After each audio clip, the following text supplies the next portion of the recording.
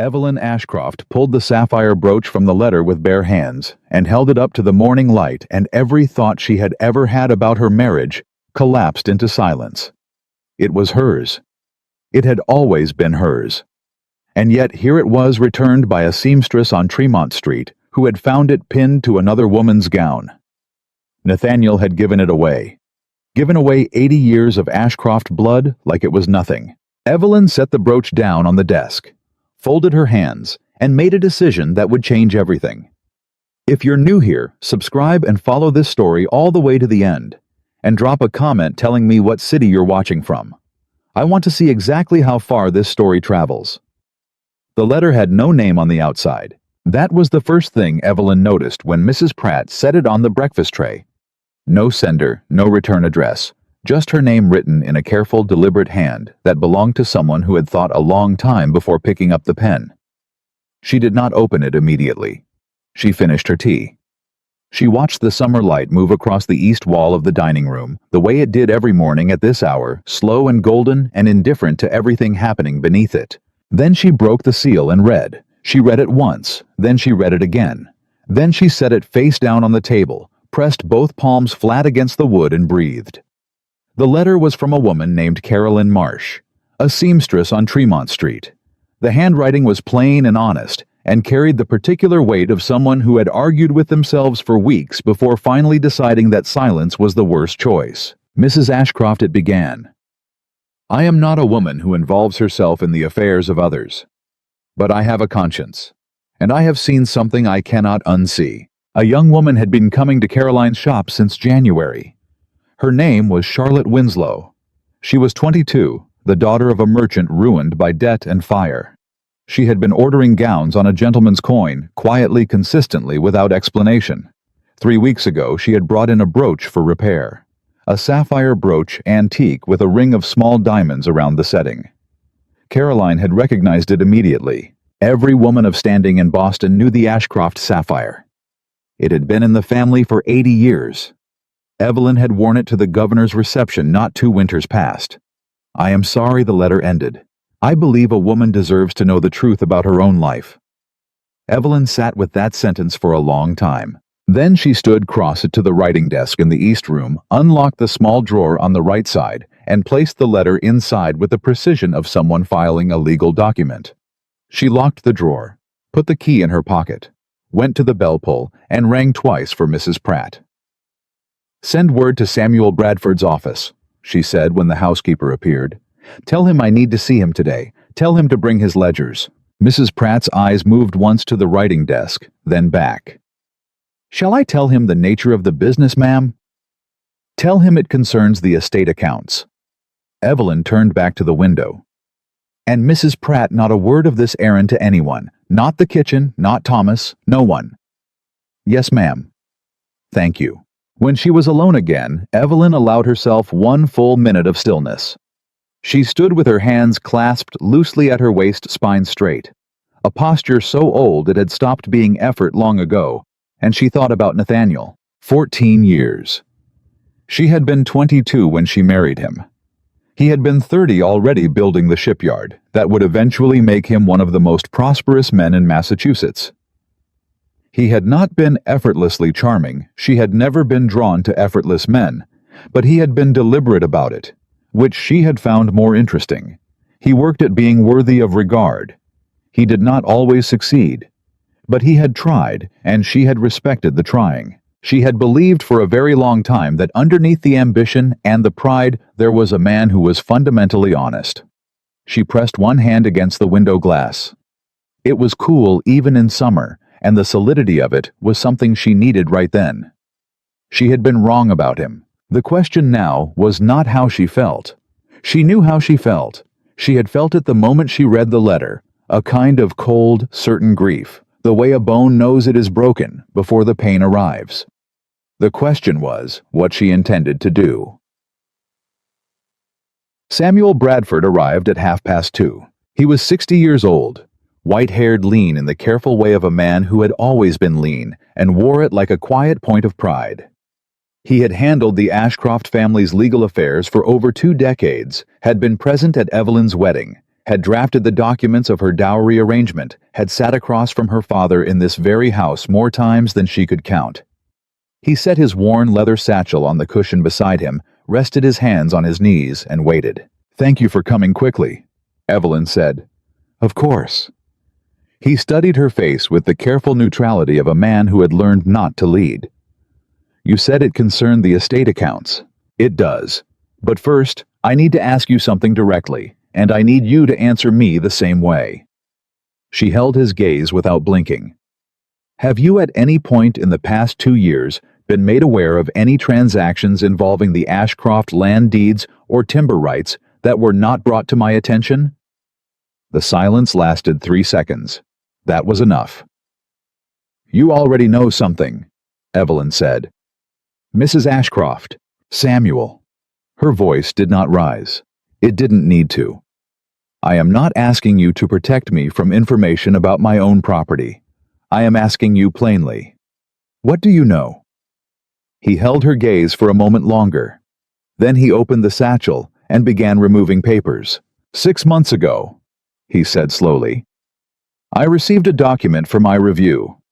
A signature authorization for a secondary mortgage on the Marfield farmland, the northeastern parcel that came to you through your mother's estate." He unfolded a document and smoothed it flat on the table between them. "The signature appeared to be yours." "It is not my signature," Evelyn said. Samuel stopped. "Look at the letter E," she said. "I curve it inward. This one extends outward. Whoever copied my hand did not study it closely enough." She did not touch the document. She simply looked at it. "How many?" "3 that I have seen." He paused. "There may be more." "There are more." She said it without anger, simply as fact. "I need you to find all of them. Every transaction, every transfer, every mortgage filing for the past 3 years. Everything. Evelyn." He used her given name. He almost never did. "If these signatures have been forged, this is not simply a civil matter. This is criminal. I know what it is. The man who did this, I know who did it." She stood and moved to the window, putting her back to him for a moment. The summer garden outside was in full bloom, deep red roses along the south wall that she had planted herself the year she and Nathaniel moved in. She looked at them and felt something tighten in her chest. "I need to know the full extent of it before I decide anything. I need every number, every date, every name. And I need to know our legal options." She turned. "Can I trust you?" Samuel Bradford looked at this woman, this composed, clear-eyed woman he had known for over a decade, and something settled in his expression that was not quite admiration and not quite sorrow, and was perhaps both at once. "Yes," he said. "Completely." 8 days passed. Evelyn moved through her ordinary life with a composure so complete that no one in the household noticed anything had changed. She received callers. She attended church. She oversaw the household accounts. The real ones, the ones she had always managed herself, which Nathaniel had never troubled to interfere with, perhaps because he had never imagined she would need them to matter. Nathaniel came home for supper 4 evenings out of 8. He was slightly too warm in his manner, the particular brightness of a man carrying something heavy and compensating for it with conversation. He spoke about the shipyard contracts. He asked about the household garden. He did not look at her with the directness he once had, and she noticed, and she said nothing. She watched him the way she read difficult documents carefully, without showing that she was reading. One evening over supper, he reached across the table and touched her hand. "You seem quiet lately," he said. "It's the heat," she said. "It makes me slow." He nodded and returned to his food, satisfied with that, and she looked down at her plate and thought, 14 years, and this is what we've become. She remembered the first winter they were married, a hard winter, the harbor frozen solid. Nathaniel coming home from the shipyard with his coat stiff with cold and his face raw from the wind, and he had come directly to where she was sitting by the fire and taken both her hands in his cold ones and said, "I don't deserve this. A warm room and a woman like you. I don't deserve it yet. But I mean to." She had believed him. She had believed him for a very long time. On the ninth morning, Samuel spread 12 documents across the writing desk and stood back. Evelyn examined each one without touching them. She read them the way a judge reads evidence, starting from the margins, checking the dates following the paper trail from one name to the next and back again. When she finished, she was quiet for a moment. "How much?" she said. "Against your inherited holdings." Samuel removed his glasses and pressed 2 fingers to the bridge of his nose. "Roughly $11,000. The room held very still. "Is the shipyard solvent?" she said. "Barely. The Navy contracts have helped, but if they don't renew—" He didn't finish it. "They won't cover this," she said. "No." Evelyn straightened the documents into a single pile. Her hands were perfectly steady. "I want copies of everything. Keep the originals locked, not in the general files. A separate case." She picked up her pen. "And speak to Judge Harriman. Quietly. Not officially. I need to understand what legal remedies exist, and in what order. Evelyn." Samuel hesitated. "The governor's charity ball is in 3 weeks. Nathaniel has already accepted for the family. There will be every important person in Boston in that room." "I know. If something were to come to light in a public setting—" She looked up at him, and there was something in her face, not anger, not grief, something beyond both of them that made him stop. "Leave the timing to me," she said. She found Charlotte Winslow's address through Caroline Marsh. She did not go there. She did not write to her. She simply needed to know who this girl was, where she came from, what kind of life had brought her to this particular point. Charlotte was 22. Her father had been a decent man, undone by a warehouse fire and 3 years of bad luck. The family had sold their house on Summer Street and moved to a boarding house in the South End. There was an invalid mother, 2 younger sisters. They were the kind of family that holds itself together with pride, and very little else, the kind that cannot afford to appear as desperate as they are. Nathaniel had met Charlotte at a charity auction the previous autumn. Of course he had. Evelyn sat with what she knew for a long time. She had expected rage, the hot, consuming kind. And instead, she found something slower and heavier. Not toward Charlotte, toward the shape of the thing, toward the calculation of it. A man who had looked at a frightened girl in reduced circumstances and understood exactly what she needed to hear, and had said it, and had given her a brooch that was not his to give. Charlotte was not innocent. But she was also not the architect. That man would be home Thursday evening, asking whether the cook had done anything new with the summer fish. 2 days before the governor's ball, Evelyn called on Margaret Livingston. Margaret was 68, a widow, and the kind of woman who had long since stopped needing anyone's permission to say exactly what she thought. She had known Evelyn since childhood. She was also on the committee that arranged seating for the governor's ball. They sat in Margaret's front parlor. The tea was excellent. For 15 minutes they spoke of nothing. The heat, the new minister, Margaret's granddaughter's engagement to a young man from Connecticut. Then Margaret set down her cup. "Tell me," she said. Evelyn told her. Not the documents, not yet. But enough. Enough so Margaret understood the nature of what was unfolding, and enough so she could choose whether to help with clear eyes. Margaret listened without a single interruption. When Evelyn finished, the older woman was quiet for a moment. Then, "The seating chart," Margaret said. "I'm not asking for anything improper.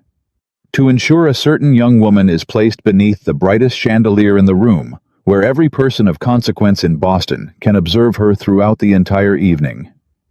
Margaret picked up her cup again. "That is not improper, my dear. That is committee work." Evelyn's mouth moved the smallest possible version of a smile. "Are you certain you can walk into that room?" Margaret said. "Yes." "And stand in the same space as him without letting him see a single thing you're not ready for him to see?" "Yes." Margaret studied her. One long, steady look. Then she nodded, the kind of nod that means the matter is settled and will not be revisited. "Then we shall see what Thursday evening brings," she said.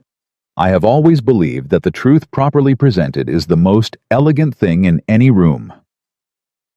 Evelyn looked out through the parlor window at the bright summer street, at the city that had watched her be a daughter, a wife, a keeper of a name and a house, and 14 years of a life she had built in good faith. She thought about the brooch, about 12 documents spread across a desk in the morning light, about a girl in the South End who had reached for warmth and found a lie, about a man who had sat across from her at supper and touched her hand and asked why she was quiet.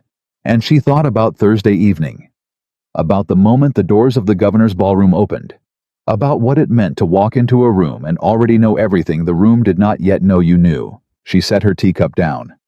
Thursday, she thought. Let him have until Thursday. Thursday came and went without incident. That was the thing about Evelyn Ashcroft that most people in Boston had never quite understood. She was not a woman who moved when other people expected her to move. She had learned that from her father, a man who had once said to her when she was 12 years old, and furious about some injustice she could no longer remember, "The person who acts first rarely acts best. Wait until you know everything, then move once and move completely." She had not fully understood that lesson at 12. She understood it now, so she waited. She went to the governor's ball on Thursday evening on Nathaniel's arm, wearing the ivory silk gown she had commissioned 3 weeks prior, before any of this, when she had still been a woman who ordered gowns without a second purpose in mind. She smiled at the right people. She accepted compliments on her garden, on her household, on the new addition to the Ashcroft Charitable Foundation. She shook the governor's hand and spoke about the summer heat and the harbor and whether the Navy contracts would bring more work to the Boston shipyards. She did not look for Charlotte Winslow. She didn't need to. Margaret had seen to the seating arrangement with the quiet efficiency of a woman who had been managing social events since before most of the guests were born. Charlotte was placed at a table directly beneath the largest chandelier in the east wing of the ballroom. Not prominently, not conspicuously, but precisely where the light fell hardest, and the sight lines from every important table in the room converged without anyone quite realizing it. Evelyn knew the moment Charlotte arrived because she heard the murmur move through the room, the way a current moves through water, felt it more than heard it, a small shift in the energy of the crowd, the way conversations paused half a breath too long in the wrong direction. She did not turn around.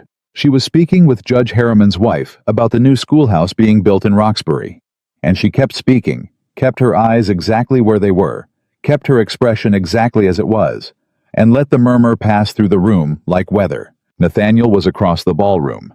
She knew that too. She had tracked his position all evening with the peripheral awareness of a woman who had spent 14 years learning every tell.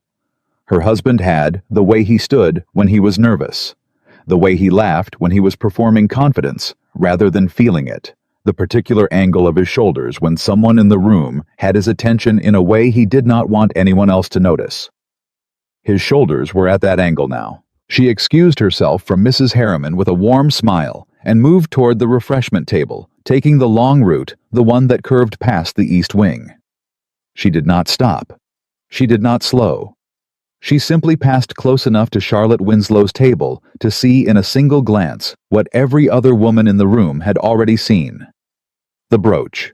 The Ashcroft sapphire pinned to the bodice of a pale blue silk gown, catching the chandelier light with the casual confidence of something that had always belonged exactly where it was.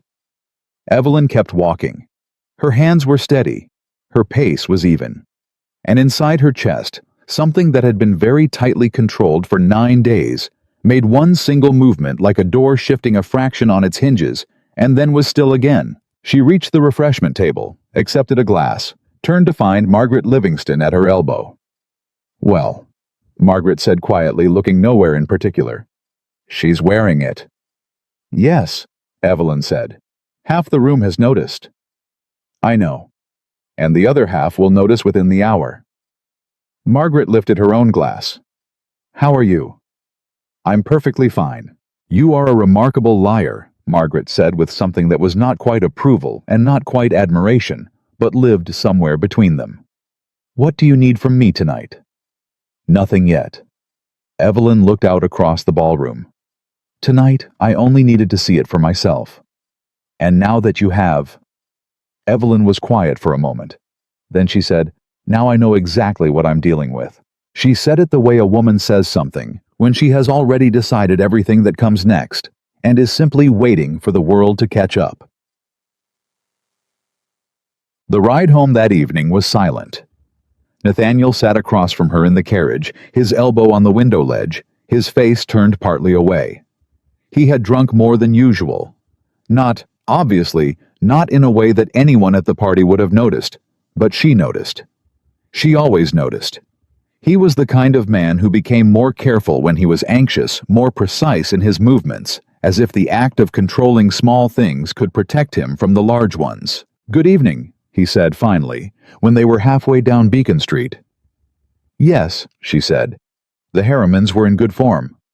They were. Another silence. The carriage moved through the summer dark lanterns, throwing moving light across the interior, and Nathaniel turned to look at her with the particular expression she had come to recognize over these past weeks, the one that was trying to read her without letting her see. It was trying. "You seem—" He stopped. "What?" she said pleasantly. "Nothing. Tired, perhaps." "A little," she said. "It was a long evening." He nodded, turned back to the window, and Evelyn watched his profile in the passing light and thought about the letter in the locked drawer, about 12 documents in Samuel's office, about the particular quality of a lie that has been maintained so long the liar has almost stopped knowing it's a lie. She thought about the brooch. She said nothing else for the rest of the ride. The next morning, she sent for Samuel. He arrived at 9 earlier than she had asked, which told her he had been waiting for word. He sat in the east sitting room with his satchel and his careful expression, and before he could say anything, Evelyn set a single sheet of paper on the table between them. "I need you to contact the county magistrate's office," she said. "Not officially, not yet, but I need you to establish a relationship with the right clerk, someone who can tell us how quickly a civil filing could move through the system if we needed it to." Samuel looked at the paper. It was a list of names the 3 men who had signed as witnesses on the fraudulent mortgage documents. "You've identified the witnesses. 2 of them work at the shipyard. The 3rd is a clerk at the Salem attorney's office." She sat down across from him. "I want to know which of those men understood what they were signing and which of them were simply told it was routine. If one of them was deceived, then he is a witness, not a co-conspirator," she said. "And a witness who understood he was deceived is an extremely useful thing to have." Samuel looked at her for a moment with the expression he sometimes got, the one that was slightly awed and slightly unsettled at once, as if he kept being surprised by the precision of her thinking, even though he had known her for 14 years and should have stopped being surprised by now. "There's something else," he said. "Tell me." He reached into his satchel and withdrew a single folded document.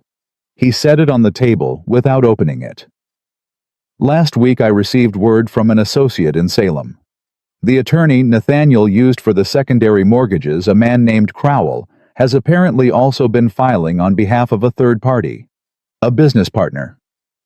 Evelyn's eyes sharpened. "What kind of partnership?" "Shipping. A private arrangement, 3 vessels registered out of Salem operating under a company name that does not appear in any of the Ashcroft business records." Samuel opened the document and turned it toward her. "The company name is listed as Atlantic Meridian Trading. The primary investor," he paused, "is listed as N. Ashcroft." Evelyn looked at the document, read it once, read it again. "He built a second business," she said, "with money borrowed against your land." The room was very quiet. "Does the shipyard know?"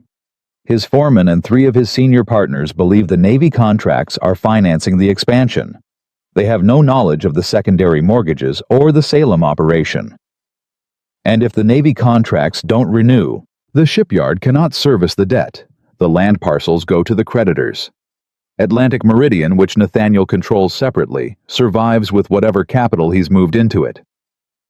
Samuel's voice was flat and precise, the way a doctor's voice is flat and precise when delivering a diagnosis. "He built himself an exit, Evelyn.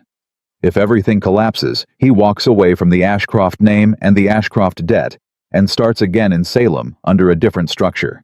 Evelyn set both hands flat on the table. She did not speak for 30 seconds. Then she said, "He was going to let the estate fail." "It appears that was the contingency, yes.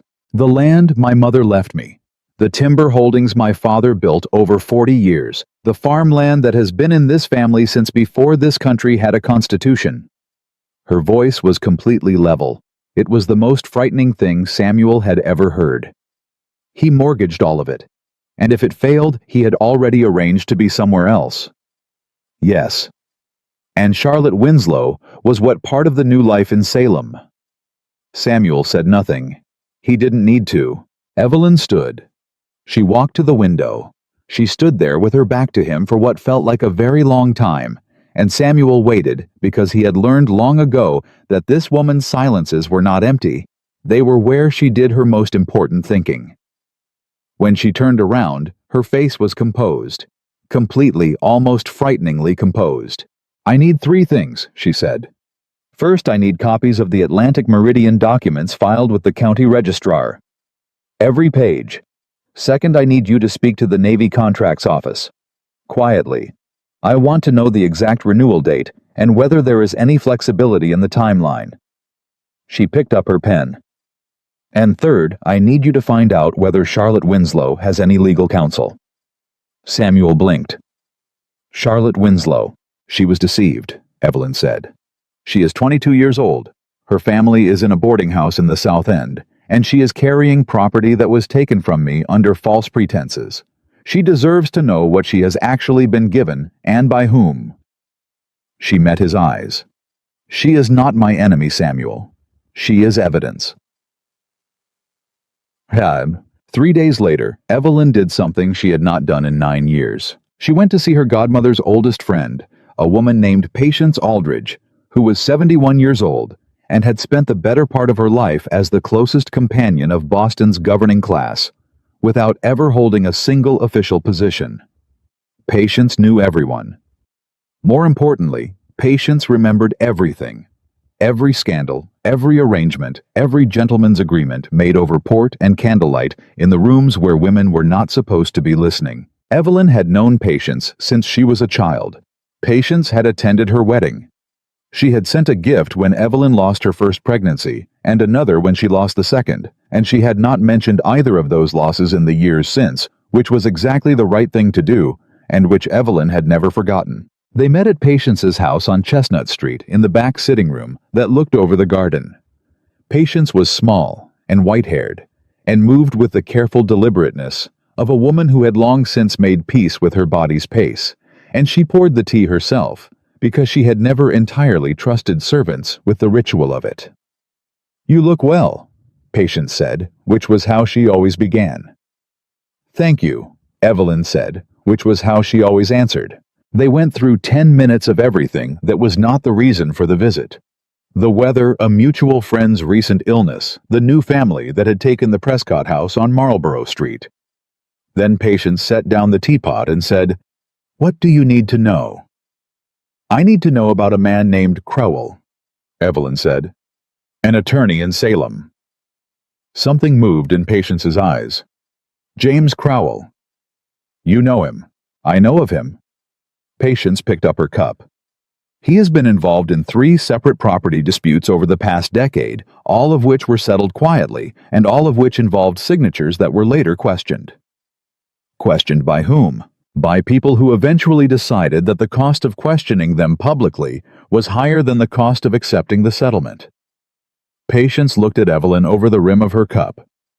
"He is the kind of attorney a man goes to when he wants something done that he cannot ask a reputable man to do. And Nathaniel has been using him for 4 years." Patience was quiet. "I suspected something was wrong," she said after a moment. 2 winters ago, I heard a conversation I was not meant to hear about a land transaction in Essex County. I didn't know enough at the time to understand what I was hearing, but I remembered it." She set her cup down. "I should have said something." "You're saying something now," Evelyn said. "What can I do? I need to know who else Crowell has worked for in Boston. Specifically, whether any of the men he has represented have current dealings with the county magistrate's office or the governor's inner circle. Patience nodded slowly. You're making sure there are no protected connections before you file. I'm making sure I understand the entire board before I move a single piece, Evelyn said. Patience studied her for a long moment. Then she said something that was not quite a question and not quite a statement. You're going to do this in a way that cannot be undone. Yes, Evelyn said. Good, said Patience Aldridge. It should have been done a long time ago. Evelyn was home by mid-afternoon. She went directly to the study. Her study, the small one off the library that Nathaniel had never bothered much with because it contained books rather than ledgers, and she sat at the desk and wrote 4 letters. One to Samuel outlining the next steps. One to Judge Harriman's clerk formally requesting a private consultation on a matter of estate law. One to the county registrar requesting a certified copy of 3 specific property transfer documents. And one which she wrote last and slowly and revised twice to Charlotte Winslow. The letter to Charlotte was brief. It said only that Evelyn Ashcroft wished to speak with her privately at a time and place of Miss Winslow's choosing, and that the matter concerned something important that Miss Winslow deserved to know. It was signed simply, E. Ashcroft. It gave nothing away. It asked for nothing except a reply. She sealed it and set it aside. Then she leaned back in her chair and looked at the ceiling for a while. The hardest part of all of it. Harder than the documents. Harder than the discovery of Atlantic Meridian. Harder even than the sight of her brooch, pinned to another woman's gown, was this quiet daily performance of normalcy. The suppers. The morning greetings. The small domestic exchanges that had once been the texture of a life and were now an elaborate fiction she was maintaining at the cost of something she could feel but could not name. She was tired. Not in a way that sleep would fix. That evening, Nathaniel came home early. He was in good spirits. The Navy had sent word about the contracts, something positive, he said, though he was careful not to be specific, and he sat across from her at supper and talked and laughed and refilled his glass twice and said at one point, I think this could be a very good autumn for the shipyard, a very good autumn altogether. I hope so, Evelyn said. He raised his glass toward her. A small toast, easy and unthinking. To us, he said. She raised hers. To us, she said. And she drank, and she looked at him, and she thought not yet. But soon. Charlotte Winslow sent a reply 2 days later. It came in the same careful handwriting as Caroline Marsh's letter, deliberate, controlled the handwriting of someone who had been taught to write properly and took it seriously, even when she was frightened, which Evelyn suspected she currently was. The letter was brief. It said that Miss Winslow would receive Mrs. Ashcroft at the boarding house on Dedham Street at 10 o'clock on Wednesday morning, if that was convenient. It said nothing else. It was the bravest thing Evelyn had seen in weeks. Wednesday came. Evelyn went alone. No carriage with the Ashcroft crest on the door, no household attendant. She wore a plain gray wool traveling coat that could have belonged to anyone, and walked the last 2 blocks herself in the summer heat, and she climbed the narrow stairs of the boarding house and knocked at the door of the 3rd-floor room. Charlotte opened it almost immediately, which meant she had been standing close to it, which meant she had been waiting. She was, in fact, exactly as the seamstress had described her. 22 pretty in the soft, slightly fragile way of someone who had once been comfortable and had not yet fully adjusted to not being so. Her dress was the pale blue one from the governor's ball. She had put it on for this, Evelyn realized, and then felt a small ache for the calculation behind that choice. The way a young woman facing the wife of the man who had deceived her would reach for the best thing she owned, would want to feel if nothing else presentable. The brooch was not on the dress. Mrs. Ashcroft, Charlotte said. Her voice was steadier than Evelyn expected. Please come in. The room was small and clean. There was a chair near the window, and a wooden trunk against one wall, and a writing table with a candle on it, and a small framed drawing. 3 figures, what looked like 2 girls and a woman, that Evelyn guessed was Charlotte's mother and sisters. Charlotte gestured to the better of the 2 chairs and remained standing herself, which was technically incorrect by every rule of hospitality, but which Evelyn understood completely. "Sit," Evelyn said. "Please, both of us." Charlotte sat. She folded her hands in her lap and looked at Evelyn with the expression of someone who has decided to hold themselves very still in the presence of something they cannot predict. "I'm not here to—" Evelyn paused, choosing the word. "I'm not here to accuse you of anything. I know what I did," Charlotte said quietly. "I knew he was married. He told me—" She stopped, started again. "He told me that the marriage had been that it was over in all but name, that you had both agreed." "I see. I know now that was—" Charlotte's voice caught once. She steadied it. "I know now that wasn't true." "When did you know?" "2 months ago." She looked at her hands. "He told me 3 different stories about where he'd been on a Tuesday evening. He didn't even seem to notice they were different. And then I started thinking about other things he'd said, other things that didn't quite fit together." She looked up. "How long have you known about me?" 9 days before the governor's ball," Evelyn said. Charlotte closed her eyes briefly. "The brooch," she said. "Yes, I didn't know it was yours. He told me it had belonged to his aunt, that it had been left to him." Charlotte's jaw tightened slightly. "I should have asked more questions." "He is a man who anticipates questions," Evelyn said. "He had answers prepared." A silence. Then Charlotte said, "What do you need from me?" It was such a direct question, so unadorned, so stripped of pretense, that Evelyn felt a sudden and unexpected respect for this young woman sitting across from her in the rented room, with her folded hands and her best dress, and her eyes that were frightened but clear. "I need to know," Evelyn said carefully, "whether he gave you anything else, documents, letters, anything that referenced property or business arrangements or a company in Salem." Charlotte's eyes changed, minutely, but Evelyn caught it. "He gave me a letter once," Charlotte said slowly. "I thought it was— he said it was a promissory note, a formal promise, that when things were settled he would provide for me, for my family." "Do you still have it?" Charlotte stood. She went to the wooden trunk against the wall, knelt and opened it. She moved several folded garments aside, reached to the very bottom, and withdrew a small oilskin packet tied with a thin cord. She held it for a moment looking at it. Then she brought it to Evelyn and held it out. Evelyn took it. She did not open it yet. "Charlotte," she said, "I want you to understand something. What I am doing, what I have been doing for the past 3 weeks, is not about punishing you. It is about protecting something that belongs to my family and to the people who depend on this estate. The farm workers, the tenants, the charitable foundation that my mother built." She met the young woman's eyes. "You were deceived. That is not nothing. And it is not your fault in the way that matters most." Charlotte looked at her for a long moment. "And him," she said. "What happens to him?" "He will answer for what he did," Evelyn said. "Not through anger, not through spectacle, through truth." Something in Charlotte's face shifted, a complicated movement. Grief and relief, and something that might have been underneath everything else.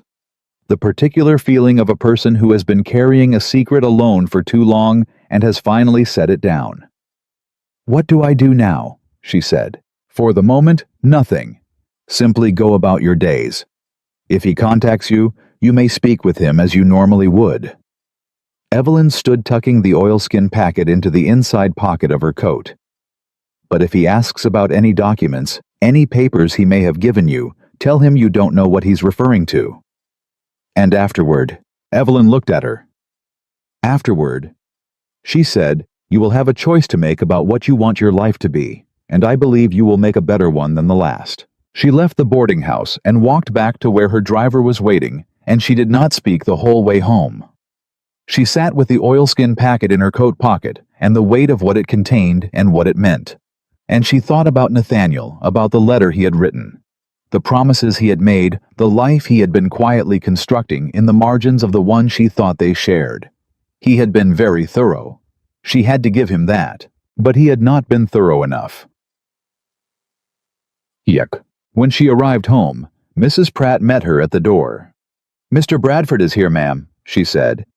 He's been waiting nearly an hour. He says it's urgent."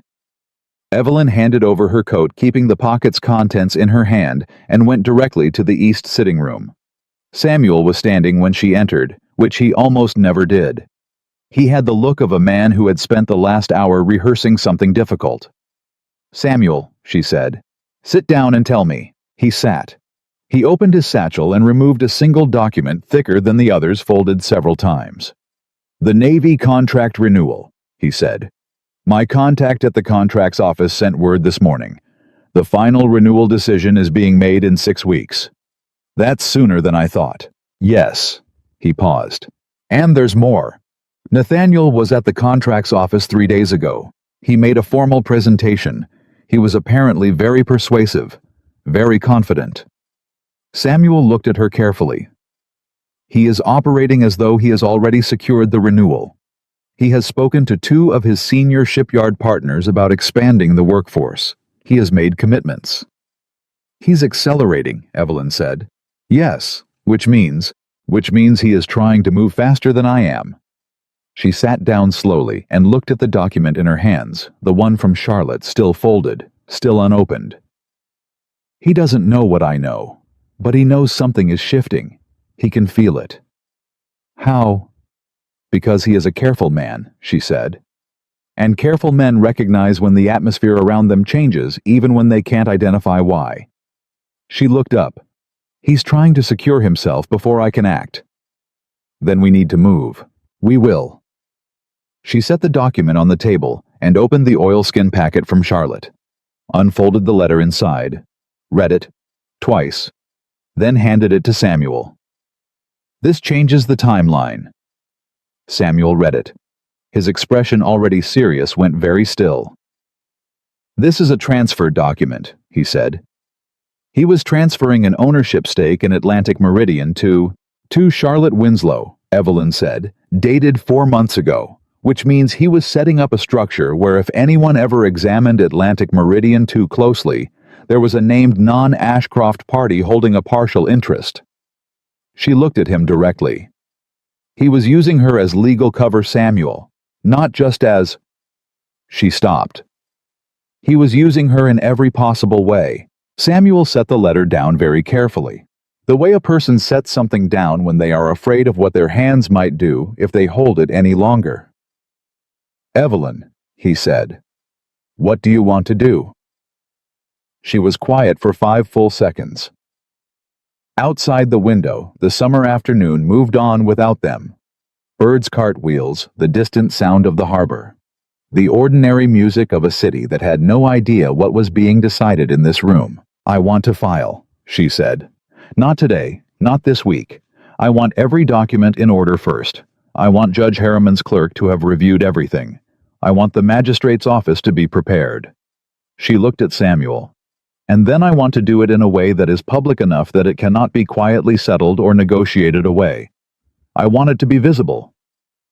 "The governor's winter charity ball is still 11 weeks out," Samuel said slowly. "I know. If you were thinking of a public venue..." "I'm not thinking of anything yet," she said. "I'm preparing." She folded the letter back into the oilskin packet and held it. "But when I am ready to think about it, I will tell you." Samuel nodded. Then he said quietly, "She gave you this willingly?" "Charlotte." "Yes." "Why?" Evelyn was quiet for a moment. "Because no one had told her the truth about any of it. And when someone finally did..." She looked at the packet in her hands. "She was angrier than I was." Samuel was quiet. "She deserved better than what he gave her," Evelyn said. "So did I." She stood straightened and looked at him with the clear, level gaze that he had come to understand meant she had arrived somewhere final. "Now let's make sure he answers for both." That night, long after the household had gone quiet, Evelyn sat alone in the east room with a single candle and the stack of letters and documents spread across the desk in front of her. She had done this several times over the past weeks, sat with the evidence, worked through it, made sure she understood every piece of it. But tonight felt different. Tonight, she was not studying it. She was simply sitting with it, letting it be real. Nathaniel's name on a document she had never signed. Nathaniel's company in Salem. Nathaniel's letter to Charlotte full of promises made in the same hand that had once written to Evelyn from the shipyard on winter evenings, letters that began "My dear wife" and ended "yours always." She had saved those letters. They were in the locked drawer with everything else. She thought about taking them out, decided against it. Some things were already known well enough. She blew out the candle and sat in the summer dark for a while, listening to the house breathe around her, the old wood, the familiar sounds, the particular quality of silence that belongs to a place where a life has been built over many years. She thought about her mother, who had planted the roses along the south wall, and who had told her once when Evelyn was young and heartsick over something she could no longer recall, that the hardest kind of courage was not the kind you show in a single moment, but the kind you show every single day in the small decisions no one ever sees. She thought she understood that now better than she ever had before. She stood, straightened the papers, locked the desk, and went to bed and lay in the dark and listened to the night and thought 11 weeks. 11 weeks until the governor's winter charity ball. 11 weeks to build something so solid, so complete, so precisely documented that when the moment came, and the moment would come, she was certain of that.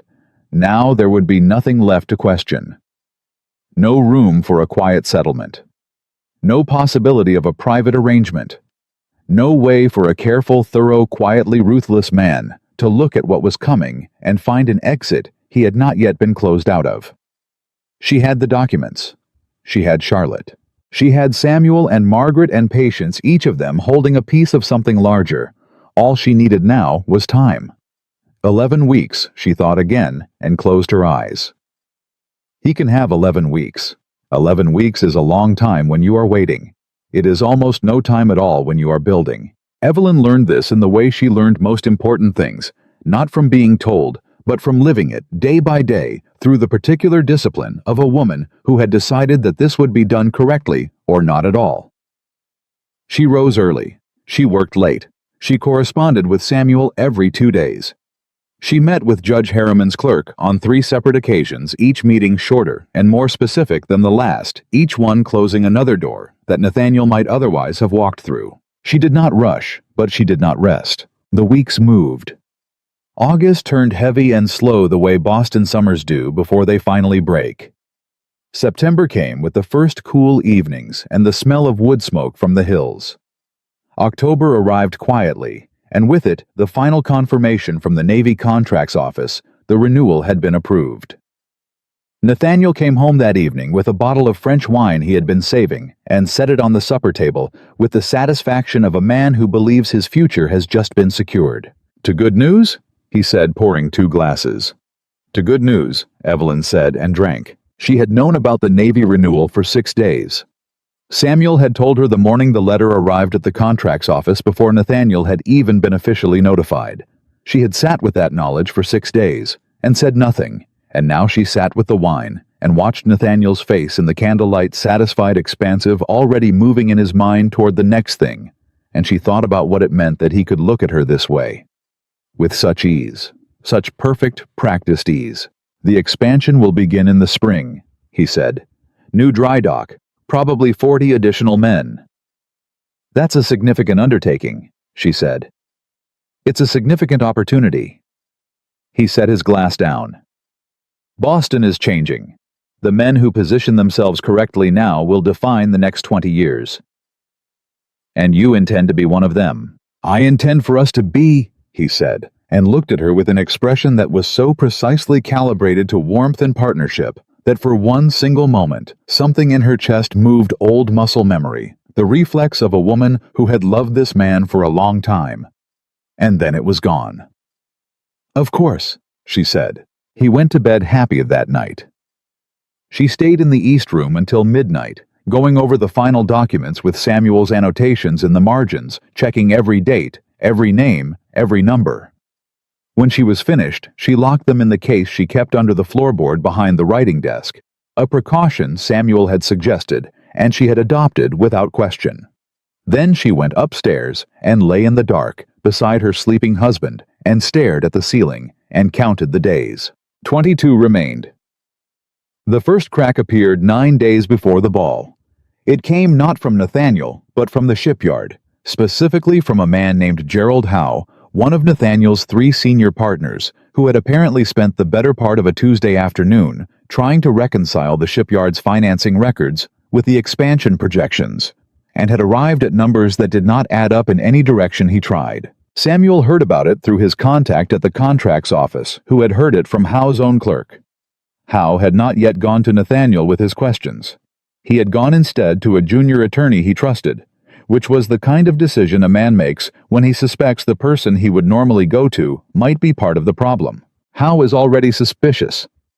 Samuel told her, sitting in the east sitting room on a Wednesday morning with his coat still damp from the October rain outside.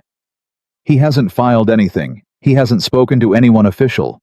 But he is asking questions. What kind of questions? The right ones. Samuel set a single page of notes on the table. He found a discrepancy between the expansion capital Nathaniel presented to the partners and the actual balance in the shipyard accounts. The difference is significant. Evelyn looked at the number on the page. He's been drawing from Atlantic Meridian to fund the expansion presentation, she said, making it look like the shipyard is more solvent than it is. And if Howe keeps pulling that thread, he'll find everything. She looked up. Has Nathaniel noticed that Howe is asking questions? Not yet, but he will. These things have a way of... Then we have a shorter window than I thought. She stood, went to the window. Outside the rain was steady and gray. Samuel, I need you to do something that is going to feel wrong but is necessary. Tell me. I need you to contact Gerald Howe, not officially, not as Ashcroft family attorney. He would close up immediately if he knew whose side you were on. Go as a colleague, a fellow member of the bar with a general concern about a filing irregularity you've noticed. She turned. Give him just enough to confirm his instincts, not everything. Just enough so he knows he is not wrong. Samuel was quiet for a moment. If Nathaniel finds out, he won't, not in time. She met his eyes. Howe is an honest man. If he believes something criminal has happened, he will go to the right people. And if the right people are already receiving information from 2 independent directions... She left the sentence open. Samuel understood. It becomes much harder to quietly settle. Yes. He nodded slowly. And the timing. Before the ball. She said it simply. I want Howe's questions on record before the governor's winter charity ball. I want there to already be a thread being pulled when I arrive that evening. 6 days before the ball, Nathaniel found out about Howe. Evelyn knew the moment he came home that evening. She had learned over 14 years the complete vocabulary of his moods, and this one she had never seen before. Not anger, not guilt. Something colder than both. He was very still over supper in the way a man is still when he is calculating, and he spoke very little, and twice she caught him looking at her with an expression she couldn't read, and that he dropped immediately when their eyes met. After supper, he went to his study and closed the door. She went to the east room and sat at her desk and listened to the house. An hour later she heard him on the stairs. His footsteps stopped outside the east room door. She did not move, did not make a sound. She simply sat with her hands folded on the desk and waited. The door opened. Evelyn, he said. Yes. He came in. He did not sit. He stood in the middle of the room with his hands in his coat pockets and looked at her with an expression that had been assembled with great care and was not quite managing to conceal what was underneath it. Has Samuel Bradford spoken with anyone at the shipyard recently? He said. The question was so direct it was almost startling. She had expected something more oblique. He was generally an oblique man. The directness meant he was frightened. She filed that away. Samuel handles estate matters, she said mildly. Not shipyard business. Why would he speak with anyone there? Gerald Howe met with an attorney this week. A man named... He paused. It doesn't matter. The man raised questions about our financing structure. What sort of questions? The sort that are not helpful. His jaw tightened.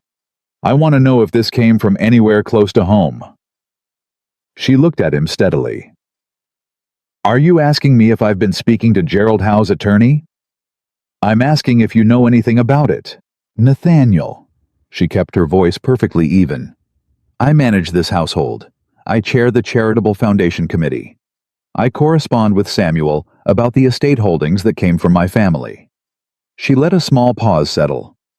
If there are questions being asked about the shipyard's financing structure, it seems to me that the shipyard's management is the place to look for answers. He held her gaze for 5 full seconds. She did not blink. Of course, he said finally. The word came out flat. You're right. He went to bed before 9 o'clock. She stayed in the East Room until nearly 1 in the morning, writing a letter to Samuel that said simply, he knows How is asking questions. He doesn't know the source. He is frightened. We move on schedule. 4 days before the ball, Charlotte Winslow came to the Ashcroft house. She came to the back entrance as Evelyn had suggested in a brief note 3 days prior at the hour when the kitchen staff took their midday break and Mrs. Pratt was occupied with the linen inventory. Evelyn met her herself in the back sitting room and closed the door. Charlotte looked different from the last time. She was wearing a plain brown dress, not the blue one, and her hair was simply done, and she looked older than 22 in the way that a person looks older when they have been doing a great deal of thinking in a short period of time. He came to see me, Charlotte said before she had fully sat down. Evelyn went still. When? 3 days ago. Charlotte pressed her hands together in her lap. He wanted the letter back, the transfer document. He told me he needed it for a legal filing and that he would return it. What did you tell him? I told him I had burned it. She looked up. He believed me. I could see that he believed me because he... She stopped. He was relieved. He smiled. And something about the way he smiled, her voice caught once, then held. I understood then completely what I had been to him. Not a person he cared for. A piece of a structure. Something he had placed somewhere useful. The room was very quiet. Charlotte, Evelyn said carefully. Are you all right? No, Charlotte said. Then, yes, I will be. She straightened. I want to come to the ball. Evelyn looked at her. I know I wasn't invited, Charlotte said. I know what it would look like. I know what people would say. She met Evelyn's eyes with a directness that had not been there the first time they met. But I want to be in that room. I want to look at him when I want to see it. Evelyn studied her for a long moment. It will not be comfortable. I'm not looking for comfortable. People will recognize you. People will talk. They're already talking. Charlotte's chin came up slightly. At least this way, I'll be there for a reason. Evelyn thought about it. She thought about the seating plan, about Margaret, about the movement of the evening as she had constructed it in her mind over the past 11 weeks. She thought about what it would mean to have Charlotte in that room, not as a decoration, not as a victim on display, but as a witness. A woman who had been deceived and had chosen in the end to stand on the right side of the truth. I'll speak with Margaret, she said. Charlotte released a breath. Thank you. Don't thank me yet. Evelyn looked at her steadily. When the moment comes, and it will come, Charlotte, I promise you it will. I need you to be composed. Whatever you feel, whatever you want to say to him, you hold it. You let the truth do the work. Can you do that? Charlotte looked at her for a long moment. You've been doing it for 11 weeks, she said. I think I can manage one evening. Evelyn almost smiled. Yes, she said. I think you can. The night before the ball, Samuel came for the last time. He spread the complete file across the writing desk. Every document, every certified copy, every notation from Judge Harriman's clerk, the Atlantic Meridian papers, the forged signature analyses, the transfer letter from Charlotte, the testimony affidavit from James Crowell's former clerk, who had finally agreed to speak in exchange for immunity from prosecution. He laid it all out with the care of a man who had spent 40 years understanding that the difference between justice and injustice was often nothing more than the quality of the paperwork. It's complete, he said. Evelyn stood across from him looking at it. All of it. Everything she had gathered and verified and protected over 11 weeks.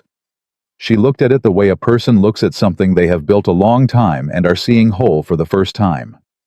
"The magistrate's office has been briefed," she said. "Yesterday afternoon, Judge Harriman himself reviewed the filing summary. He will have 2 officers present at the ball, not in uniform, not visible, but present in the event that things move quickly and a formal action needs to be initiated. And Gerald Howe has filed a formal complaint with the Shipyard Partnership Board. Quietly. They will hold their response until after tonight." Samuel paused. His business partners know Evelyn, all 3 of them. They've known for 4 days. She looked up sharply. "Nathaniel doesn't know they know. He met with them yesterday and apparently found nothing in their manner to alarm him. They are professionally composed men." "My God," she said quietly. "He is going to walk into that ballroom tonight, believing he has managed this.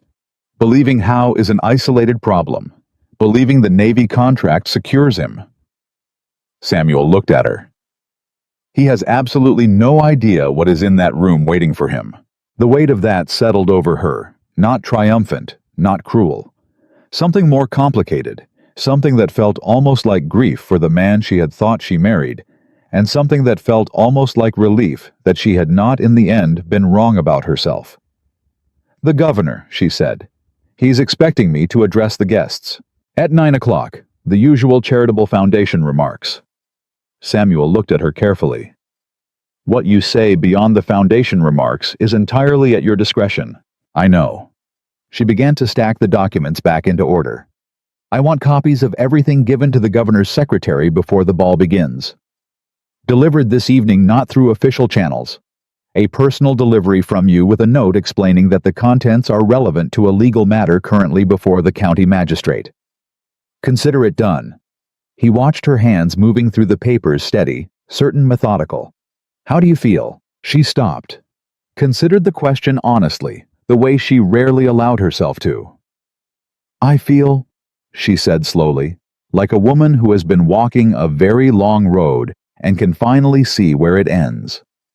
She set the last document into the case and closed it. "And I feel ready." The governor's winter charity ball was the grandest event of the Boston social season, and the winter of 1816 was no exception. The carriages began arriving at 7:30. By 8 o'clock, every family of consequence in Massachusetts was represented in the ballroom: merchants, magistrates, naval officers, clergy, the wives and daughters and mothers who were the actual connective tissue of Boston's social and political life. The room was warm with candlelight and conversation and the particular energy of a large gathering of people who all know each other and are performing to varying degrees the best versions of themselves. Nathaniel arrived with Evelyn at 10 minutes past 8. He was immaculate. Dark coat, white cravat, the easy confidence of a man who has decided that the best defense is the appearance of having nothing to defend. He accepted greetings warmly. He shook hands. He laughed at the right moments. He was by any external measure exactly what he had always presented himself to be: a prosperous, respected, charming Boston gentleman at the height of his social standing. Evelyn moved beside him with a composure so complete that 3 separate women commented on how well she looked. She smiled and thanked them. She introduced Nathaniel to a naval officer he had not yet met. She accepted a glass of wine and stood at his side for 20 minutes perfectly at ease, while he worked the room with the skill of a man who had practiced this his entire adult life. And then very naturally, she drifted away from him. She found Margaret first near the east archway.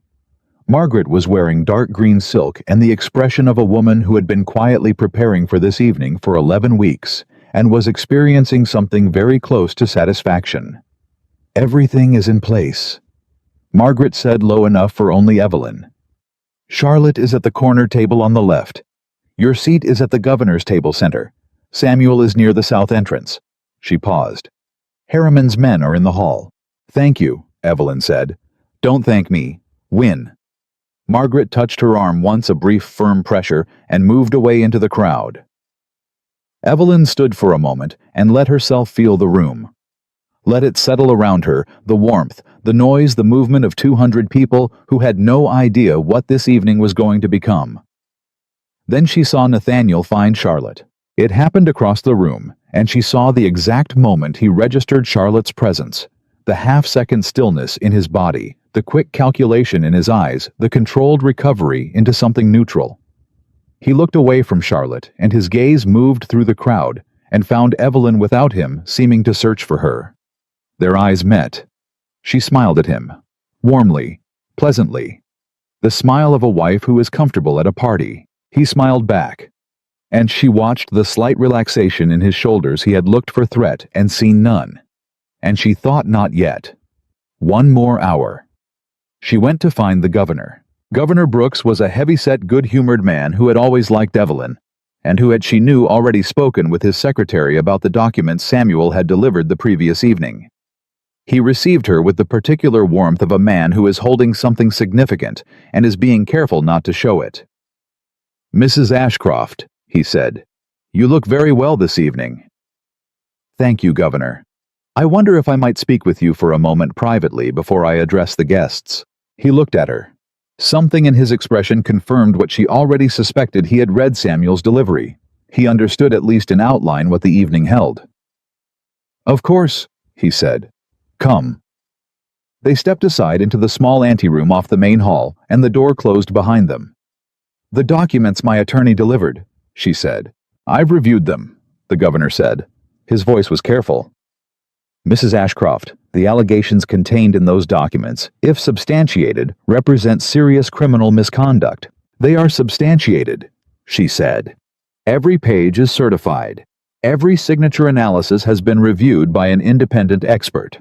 The county magistrate has the full filing." She held his gaze. "I am not asking you to do anything tonight, Governor, except allow me to speak honestly when I address the guests. I am not asking for drama. I am not asking for confrontation. I am asking for the opportunity to tell the truth about my own family's estate in a public room in front of witnesses, so that it cannot later be characterized as a private dispute or a domestic matter." The governor studied her for a long moment. "You understand that once you speak, there is no drawing back." "I have been sure of this for 11 weeks, she said. "I am not less sure tonight." He was quiet. Then he nodded a single deliberate nod, the kind that carries the weight of a man exercising the full authority of his office in a single small gesture. "You will speak at 9 o'clock, he said. "As planned."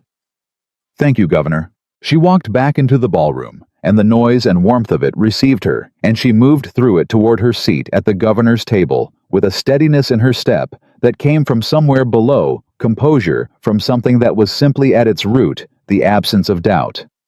She had 1 hour. She used it well. She spoke to Gerald Howe's wife, a quiet woman named Agnes, who looked at Evelyn with eyes that held a complicated kind of sympathy. Agnes knew something, or suspected something, which meant Howe had spoken at home, which meant the information had been spreading in the careful, controlled way that true things spread. She spoke to Judge Harriman, who was eating his supper with the focused calm of a man who has made a decision and is at peace with it. She spoke to Patience Aldridge, who touched her hand once and said nothing because nothing needed to be said. She did not speak to Nathaniel.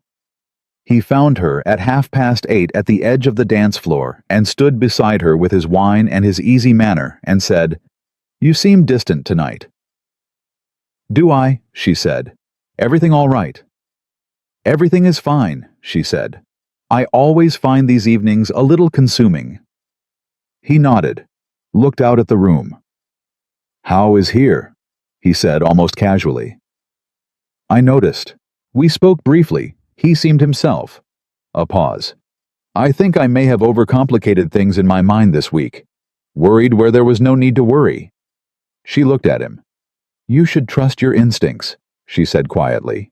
"You've always been good at reading a room." Something in her tone, she had not meant to let it through, that particular shade of meaning, made him look at her more carefully. His eyes sharpened slightly. "Evelyn, the governor is signaling," she said. "I believe it's nearly time for my remarks." She set her glass down on a passing tray and walked toward the platform at the north end of the room, and she did not look back. She heard the room beginning to quiet as the governor moved to the platform ahead of her. heard the shift in the crowd, the way conversation dropped and attention gathered.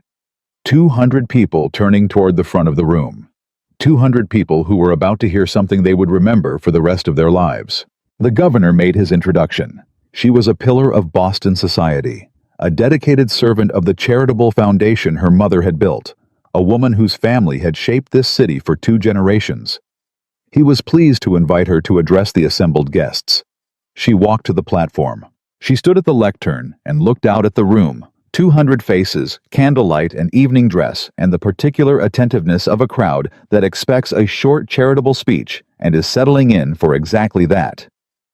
She found Margaret near the left wall, her expression composed and watchful. She found Charlotte at the corner table upright in her chair, hands folded, eyes on Evelyn's face. She found Samuel near the south entrance, his leather satchel on the floor beside him. And she found Nathaniel. He was standing near the center of the room, glass in hand, and he was watching her with the careful attention of a man who has just begun. Only in the last 30 seconds to understand that something is happening that he did not anticipate. Something in Evelyn's posture, something in the quality of her stillness, something that his instincts were registering before his mind had caught up. She held his gaze for exactly 1 second. Then she turned to address the room. "Ladies and gentlemen," she said. Her voice was clear and unhurried, and carried to every corner of the ballroom without effort the voice of a woman who had been raised to speak in rooms like this and had never once needed to perform confidence because she had simply always had it. "I want to begin by thanking the governor for his generosity in hosting this evening, and for the extraordinary work this charitable foundation has done in educating children throughout Massachusetts." She paused. "I also want to speak tonight about something that I believe matters more than any single charitable act. Something that is perhaps the foundation on which all genuine generosity must rest." She looked out at the room. "I want to speak about honesty, about the courage it takes to protect the truth, not when it is easy, but when the cost of protecting it is very high." The room was completely quiet now. She reached to the small wooden lectern where Samuel had arranged earlier that evening, a single slim document folder. She did not open it yet. She simply rested one hand on it and continued. "The Ashcroft family has been a part of this city for 80 years, she said. "My grandmother came to this house as a bride in 1736. My mother planted roses in the garden. My father built the timber holdings in western Massachusetts that sustained this family and employed dozens of families for 3 decades. She paused. "I want that legacy to continue. I intend for it to continue.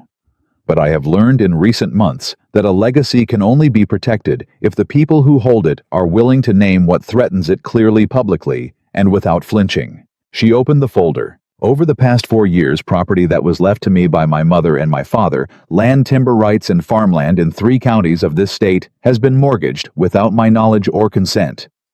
The signatures authorizing those transactions are not mine.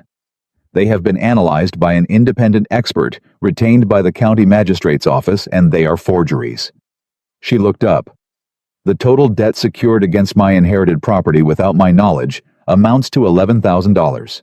The silence in the room changed. It went from attentive to something denser, something charged. "Furthermore," she said, and her voice did not waver by a single degree, "the capital drawn from those fraudulent mortgages was used to fund a private shipping company registered in Salem, Massachusetts under the name Atlantic Meridian Trading, a company whose existence was hidden from the Ashcroft family attorney, from the Ashcroft Shipyard Partners, and from me." She looked directly at Nathaniel now across the candle-lit room, and she held his gaze with the steadiness of a woman who has been saving this moment for 11 weeks. "The principal investor in Atlantic Meridian Trading is my husband, Nathaniel Ashcroft." The room erupted. Not in shouting, this was not a crowd that shouted, but the wave of sound that moved through 200 people simultaneously was enormous in its own way. The collective sharp intake of breath, the turning of heads, the rapid low exchange of voice to voice as the information spread outward from the center of the room in every direction at once. Nathaniel did not move. He stood in the center of the room with his wine glass in his hand, and his face, she could see it across the distance, going through something complex and uncontrolled and entirely exposed.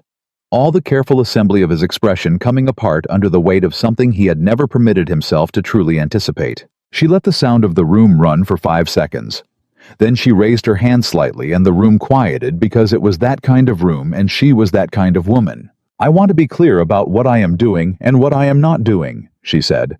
"I am not here tonight to destroy anyone. I am here because the truth about my own family's property deserves to be spoken in a public room by me on my own terms, rather than discovered later in a courthouse where no one who matters to this city is present to hear it." She closed the folder. "The full documentation has been filed with the county magistrate's office and reviewed by Judge Harriman. The legal process will proceed on its own schedule and through its proper channels." She looked out at the room. "I have only one further thing to say." She reached into the left side of her bodice and withdrew something small and glittering. She held it up, not dramatically, not theatrically, simply so the room could see it clearly. A sapphire brooch antique with a ring of small diamonds around the setting. The candlelight caught it and threw it back in every direction. "This brooch has been in the Ashcroft family for 80 years, she said. "My grandmother wore it. My mother wore it. I have worn it." She set it down on the edge of the lectern, flat and visible. "It was removed from this estate, without my knowledge, and given to another person. That person, when she learned the truth of what she had been given, and by whom, returned it." She looked at Charlotte Winslow across the room. Charlotte, who was sitting perfectly still at her table beneath the chandelier, with her hands folded, and her eyes bright, and her chin up. "I am grateful for her courage." Charlotte's eyes filled. She did not look away. The room was so quiet that Evelyn could hear the candles. Honesty. Evelyn said, "Costs something. Tonight it cost me a great deal. But I have learned from every woman in my family who came before me that integrity is not what you hold on to when it is free. It is what you hold on to when it costs you everything." She stepped back from the lectern. "Thank you for listening." She walked off the platform. The room held its silence for 2 full seconds, that suspended extraordinary silence of 200 people, processing something together, and then the applause began. Not the polite applause of a charitable evening. Something fuller, something genuine, something that started at the tables nearest the platform, and moved outward, and built as it moved until it filled the entire room. Evelyn walked through it without looking at anyone in particular. She was aware of Margaret a few feet away, watching her with an expression that was not quite tears and not quite triumph, but contained something of both. She was aware of Samuel at the south entrance, his hand resting on the leather satchel, his posture, the posture of a man who has just watched something he is proud to have been part of. She was aware of Judge Harriman rising from his chair and moving toward the south corridor, and she was aware of Nathaniel. He had not moved from the center of the room.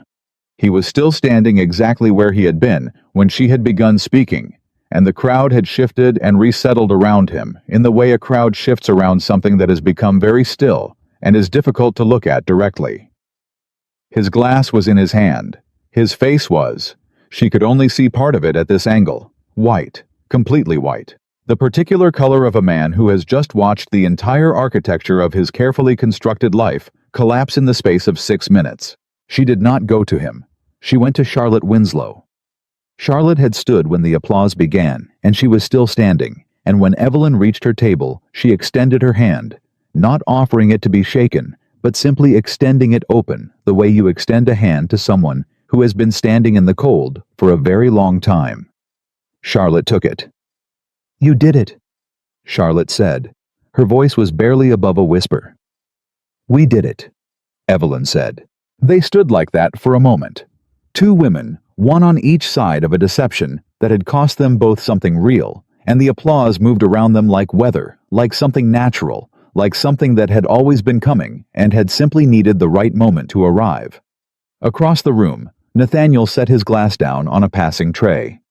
He looked at his wife, and she looked back at him, and in that look, which lasted no more than 3 seconds, and which no one else in the room was positioned to fully see everything that had ever been said and not said between them.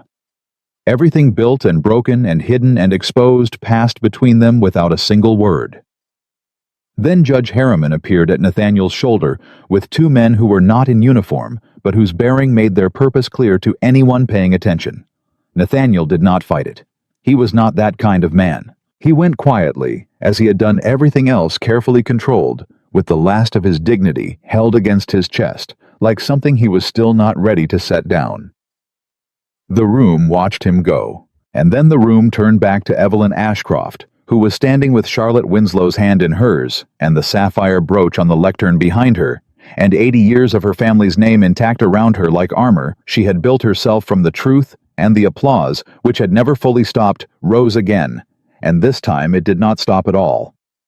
The applause was still fading when Samuel appeared at Evelyn's elbow. He did not say anything immediately. He simply stood beside her, the way a man stands beside someone after something enormous has just happened, close enough to be present, far enough to give her room to breathe. Around them, the ballroom had broken into the particular kind of organized chaos that follows a public shock, clusters of people pulling together, voices low and rapid heads bent toward each other, with the urgent intimacy of people processing something they had not expected to witness and were already trying to make sense of. Nathaniel was gone. Judge Harriman had moved him through the South Corridor with a quietness that was almost anticlimactic. No scene, no struggle, no dramatic final words. He had simply been there, and then he had not been, and the space where he had stood in the center of the room had already closed over him, the way water closes over a stone. "Are you all right?" Samuel said. "Yes," Evelyn said. She meant it, which surprised her slightly. "The magistrate's clerk will need a formal statement from you in the morning. Nothing elaborate, simply a confirmation that the documents filed are accurate and complete. I'll be there at 9. Charlotte was still beside her. She had not let go of Evelyn's hand immediately. She had held it for the full minute after the applause began, and when she finally released it, she had looked at Evelyn with an expression that was not quite gratitude and not quite relief, but was something more honest than either. Something that looked like a person emerging from a long time underwater and taking their first real breath. "I should go," Charlotte said. "You don't have to leave on my account," Evelyn said. "I know." Charlotte looked out at the room, at the faces turning toward them, the curiosity barely veiled behind the social courtesy. "But I think I've been in this room long enough. I think I've done what I came here to do."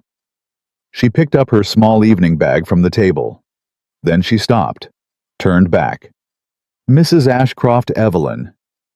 It was the first time she had used the given name. "I'm sorry, I know that's not enough. I know it doesn't cover any of it. But I am." "I know you are," Evelyn said. "Go home, Charlotte, sleep, and then figure out what you want your life to look like. That's the only work that matters now." Charlotte nodded once. Then she walked away through the crowd, and the people nearest her stepped aside. Not unkindly, there was something in her bearing, in the straightness of her spine and the quietness of her exit, that seemed to ask for simple dignity and received it. Evelyn watched her go. Margaret appeared at her left side, moving with the unhurried certainty of a woman who has navigated every kind of social situation this city has produced for 40 years. "The governor wishes to speak with you privately," she said. "When you're ready. No rush, he understands the evening has been considerable." "Give me 10 minutes," Evelyn said. Margaret nodded and withdrew. Samuel touched her arm briefly and followed. And Evelyn stood alone for the first time all evening, genuinely alone, a small island of stillness in the middle of the shifting, murmuring crowd, and let herself feel the full weight of what had just happened, not triumph.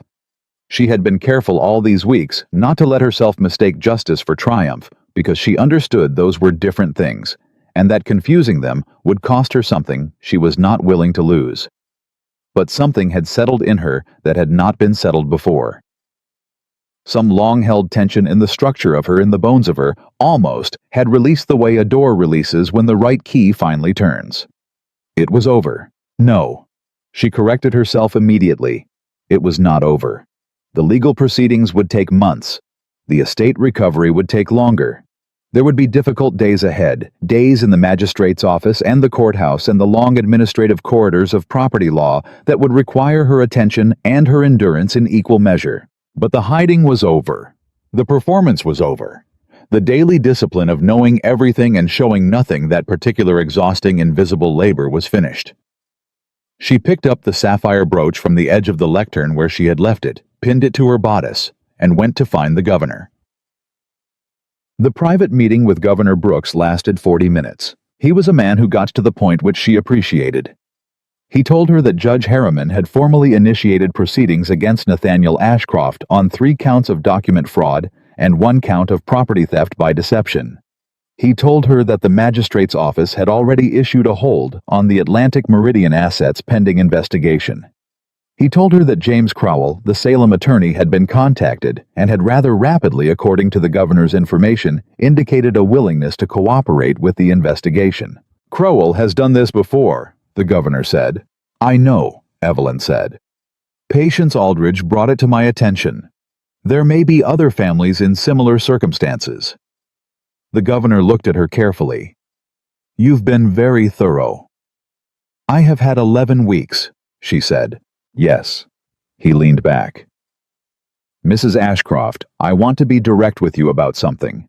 There will be people, good people, people in this room tonight who believe that this matter should have been handled privately, that the governor's ball was not the appropriate venue." "I know," she said. "I'm not one of them," he said. "But you should be prepared for that conversation because it will come. It will come from people who have never been in the position of having their property fraudulently taken from them by someone they trusted," she said quietly. "I understand their position. I don't share it." "No," he said. "I didn't think you would." He stood, which meant the meeting was closing. "The law will run its course. You've ensured that it will run it honestly, which is more than most people in your position would have managed." He extended his hand. "Your mother would be proud of you." She shook it. "She would have done the same," she said. "She simply would have done it faster." The governor laughed. Genuine surprised laughter, the best kind.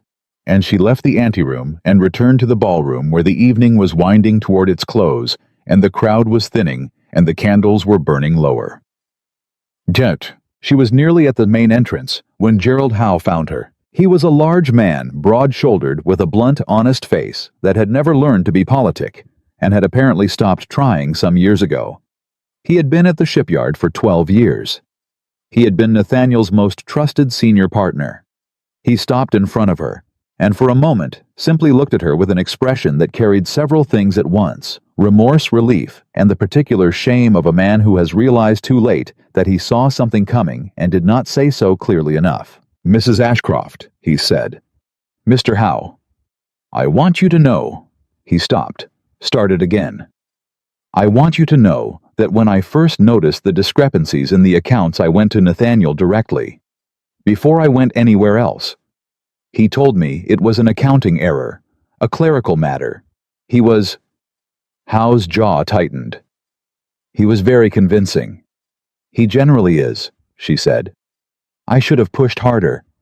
"Yes," she said. Not unkindly, but not softening it either. "You should have." Howe absorbed that. "The other partners and I have spoken.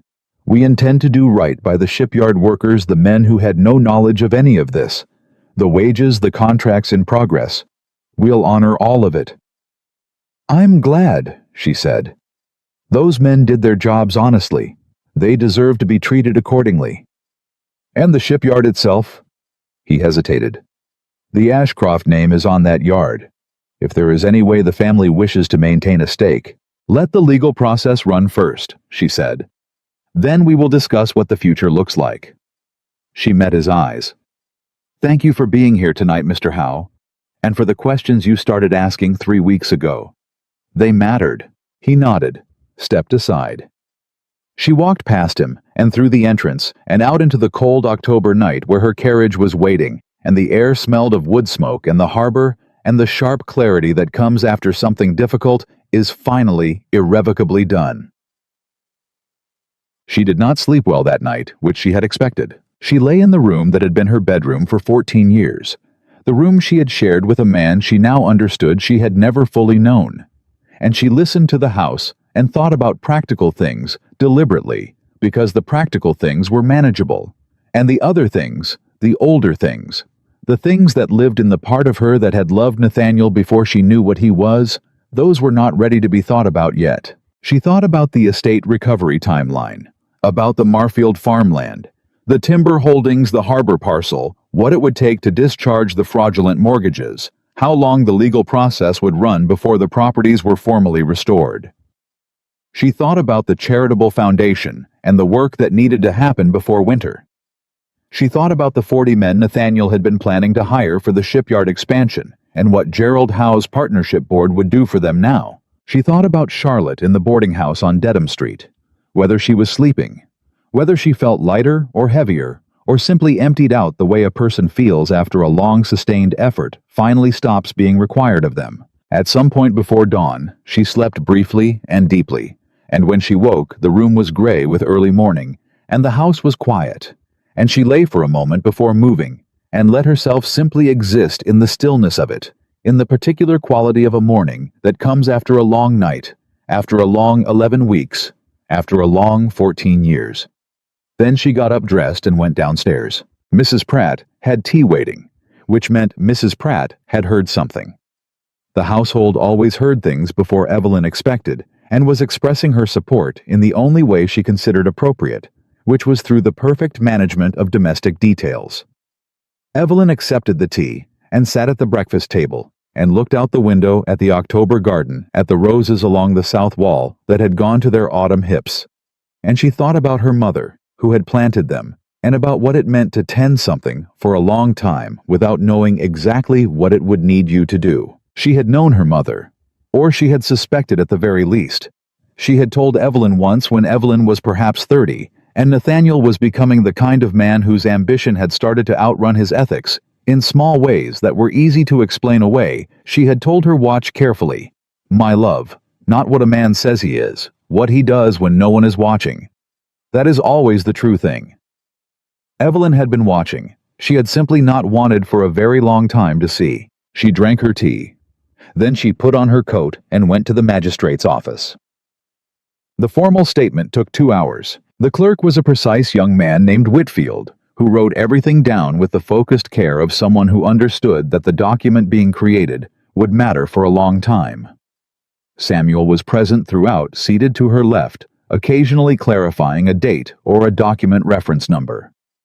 Judge Harriman stopped in once briefly to confirm that the Atlantic Meridian hold had been formally extended to include 3 additional bank accounts identified overnight by the investigating officers. 3 additional accounts, Evelyn said. In 2 different banks, Harriman said. 1 in Boston, 2 in Salem. He looked at her with the expression of a man delivering information he knows will sting. The total held across all accounts, including the Atlantic Meridian assets, is considerably more than we initially estimated. How much more? Samuel asked. Approximately $4,000 additional dollars, Harriman said, which suggests the Salem operation was more profitable more quickly than the documentation indicated. Evelyn was quiet for a moment. He was going to leave, she said, not for the first time, but saying it here in the magistrate's office with the legal machinery running around her made it land differently than it had in the East sitting room 11 weeks ago. It made it completely, finally real. He had enough. He was going to take it and go. It appears so, Harriman said carefully. When? She said. If you had to estimate. Spring, the judge said. The new year at the latest. She nodded once. Then she picked up her pen and continued the statement. When it was finished and signed and witnessed, she stood and shook Whitfield's hand and thanked him for his thoroughness. She walked with Samuel down the corridor and out into the midday street, and for a moment they both stood in the cold autumn air without speaking. 4,000 more, Samuel said finally. Yes. Are you? I'm fine. She turned up her collar against the wind. Samuel, the Winslow family, Charlotte's mother and sisters. He looked at her. What about them? The promissory letter that Charlotte gave us, the transfer document. Nathaniel used it to build legal cover for Atlantic Meridian, which means Charlotte technically was named as a partial investor in an enterprise that is now under a magistrate's hold. Samuel's expression changed. She could be implicated. She could be questioned, certainly. I want you to speak with Harriman before that happens. Charlotte cooperated voluntarily. She provided evidence at significant personal risk. That needs to be on record before anyone decides how to treat her legally. I'll go back this afternoon. Today, Samuel. Not this afternoon. Now. He looked at her for a moment with that expression, the one she had stopped noticing over the past weeks, because it had become so consistent. The slightly odd, slightly unsettled look of a man who keeps being surprised. Now, he confirmed, and turned back toward the magistrate's building. Evelyn walked to her carriage alone.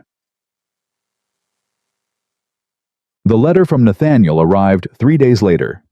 It was delivered by a young man she didn't recognize, not a household servant, not a legal messenger, someone hired for the purpose, and it was written on plain paper without the Ashcroft letterhead he had used for everything, which told her before she read a word that he already understood he could not make that claim anymore. She opened it at the writing desk. It was 4 paragraphs. She read them once quickly, and then again slowly, and then she set the letter down and looked at it for a while. The first paragraph said he was sorry. The second paragraph explained that he had genuinely believed that the Atlantic Meridian operation would succeed well enough to repay everything before anyone noticed that it had never been his intention to permanently dispossess her of her inherited property, that it had been a temporary measure that had grown beyond what he intended. The third paragraph said that he understood he had made choices he could not undo, and that he would not ask her to forgive him only to understand that the man who had made those choices was not entirely the man she had married. The fourth paragraph said he loved her, had always loved her, that he was aware of what that sounded like given everything, but that it was true, and he wanted her to know it. She sat with the letter for a long time.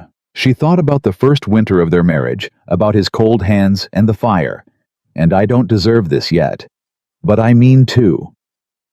She thought about the roses he had helped her plant the summer they moved in, carrying soil in his good coat, because they had not yet thought to keep work clothes at the new house.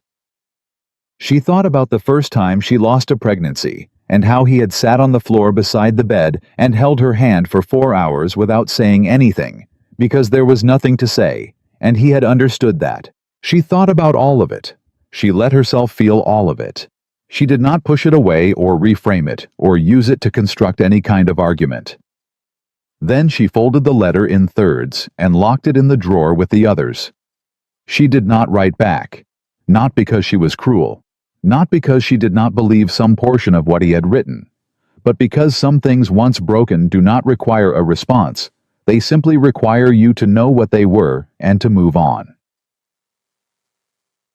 2 weeks after the ball, Charlotte Winslow came to the Ashcroft house for the second time.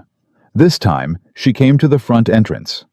She was wearing a different dress, not the blue one, not the brown one, something simpler and better fitted, and clearly her own, and she carried herself with a straightness that had not been there the first time Evelyn had met her. Evelyn received her in the front parlor. Mrs. Pratt brought tea without being asked. "I want you to know that I've spoken with my father," Charlotte said when they were settled. It was a difficult conversation. I told him everything. She paused. He was not easy to tell, but he knew something was wrong. He had known for months. He had simply been hoping he was wrong about it. How is he? Ashamed, I think, and angry at Nathaniel, not at me, which I did not fully expect. She wrapped both hands around her teacup.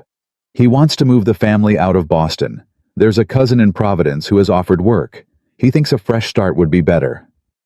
What do you think? Charlotte was quiet for a moment. I think he's right, she said.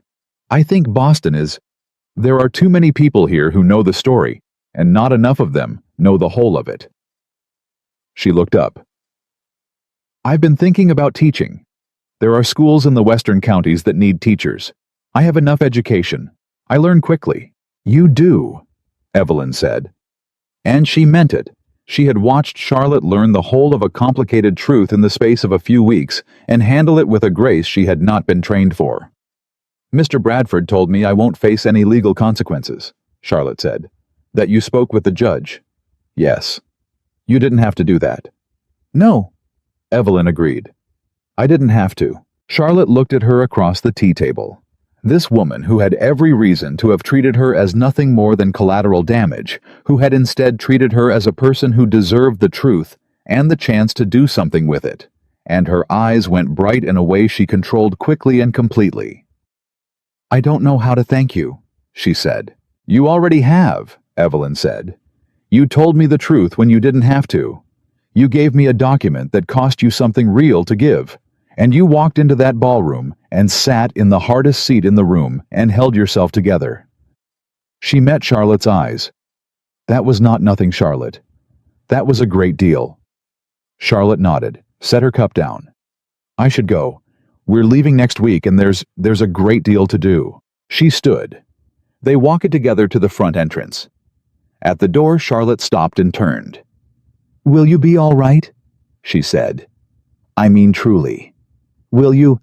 It was such a simple question, such a direct human question, asked without any agenda, without any calculation. Just a young woman asking an older one whether she was going to be all right. Evelyn felt something in her chest shift. "Yes," she said. "I believe I will be." Charlotte nodded once, as if she had needed to hear it confirmed. Then she walked down the front steps and along the path toward the street, and Evelyn stood in the doorway and watched her go until she turned the corner and was out of sight. She stood there for another moment after that, in the doorway of her house in the October cold, with the autumn light sharp and clean on everything around her. The estate would take months to recover. The legal proceedings would continue through the winter and possibly into spring. There would be difficult days and exhausting days and days when the sheer administrative weight of it would make her want to sit down and not get up.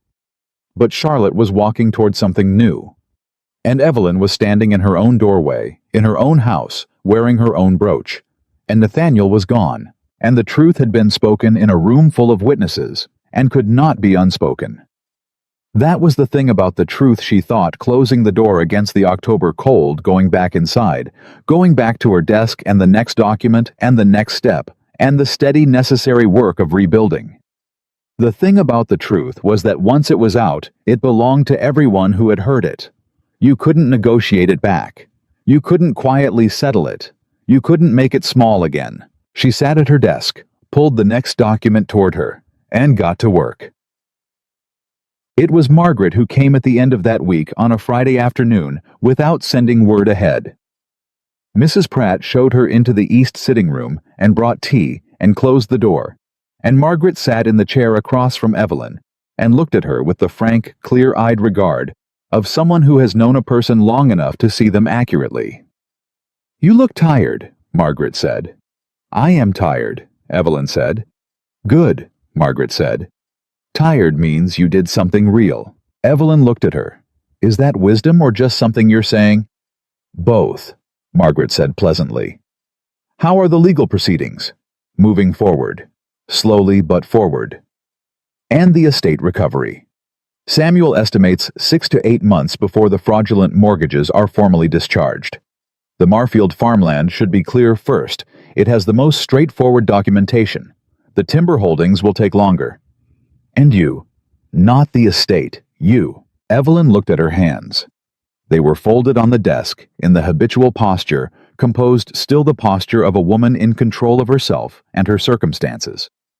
She looked at them for a moment, and then slowly she unfolded them and set them flat on the desk, palms down, and let them simply rest there. Open. Not performing anything. "I think," she said carefully, "that I am going to be all right. I think that's true, but I think it's going to take longer than I expected." She paused. "I spent 14 years with that man. I loved him. I did love him, whatever he became. And that—" She stopped.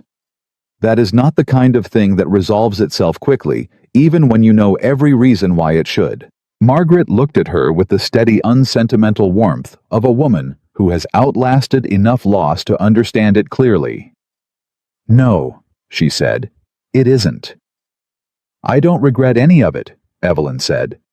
"What I did, the way I did it, I would do all of it the same way again." "I know you would, but I am—" She paused again, looking for the right word, finding it. "Sad. I am sad. Underneath all of it, underneath the proceedings and the documents and everything that still needs to be done, I am simply sad." "Yes," Margaret said. You should be. You lost something real, even if what you lost was partly a thing that never quite existed. She set her cup down. Give yourself time to be sad, Evelyn. You have earned that much. Evelyn looked at her. At this woman who had been in her life since she was a child, who had stood at the edge of her wedding and now sat in the aftermath of its ending. Something in her chest released, not the door hinge feeling from the night of the ball, but something smaller, quieter, more personal. Something that had been held very tightly for a very long time. I intend to, she said. And for the first time in 11 weeks, she said something that was neither strategy, nor composure, nor the performance of strength. She simply told the truth about how she felt. And that she thought sitting in the East Room with the October light on the window, and Margaret's quiet company, and the brooch pinned to her dress, and the long road of recovery stretching out ahead of her, that was perhaps the hardest thing she had done yet. And the most necessary. The winter came early that year. By the first week of November, the harbor had gone gray and cold, and the elms along Beacon Street had shed everything standing bare against a sky the color of pewter. Evelyn noticed the change the way she noticed most things now fully without rushing past it, without the old habit of moving through the present moment toward the next obligation. She had spent 14 years moving efficiently from one thing to the next. She was learning slowly, and with some difficulty to stop. The legal proceedings moved on their own schedule, which was slower than she wanted, and faster than Samuel had predicted.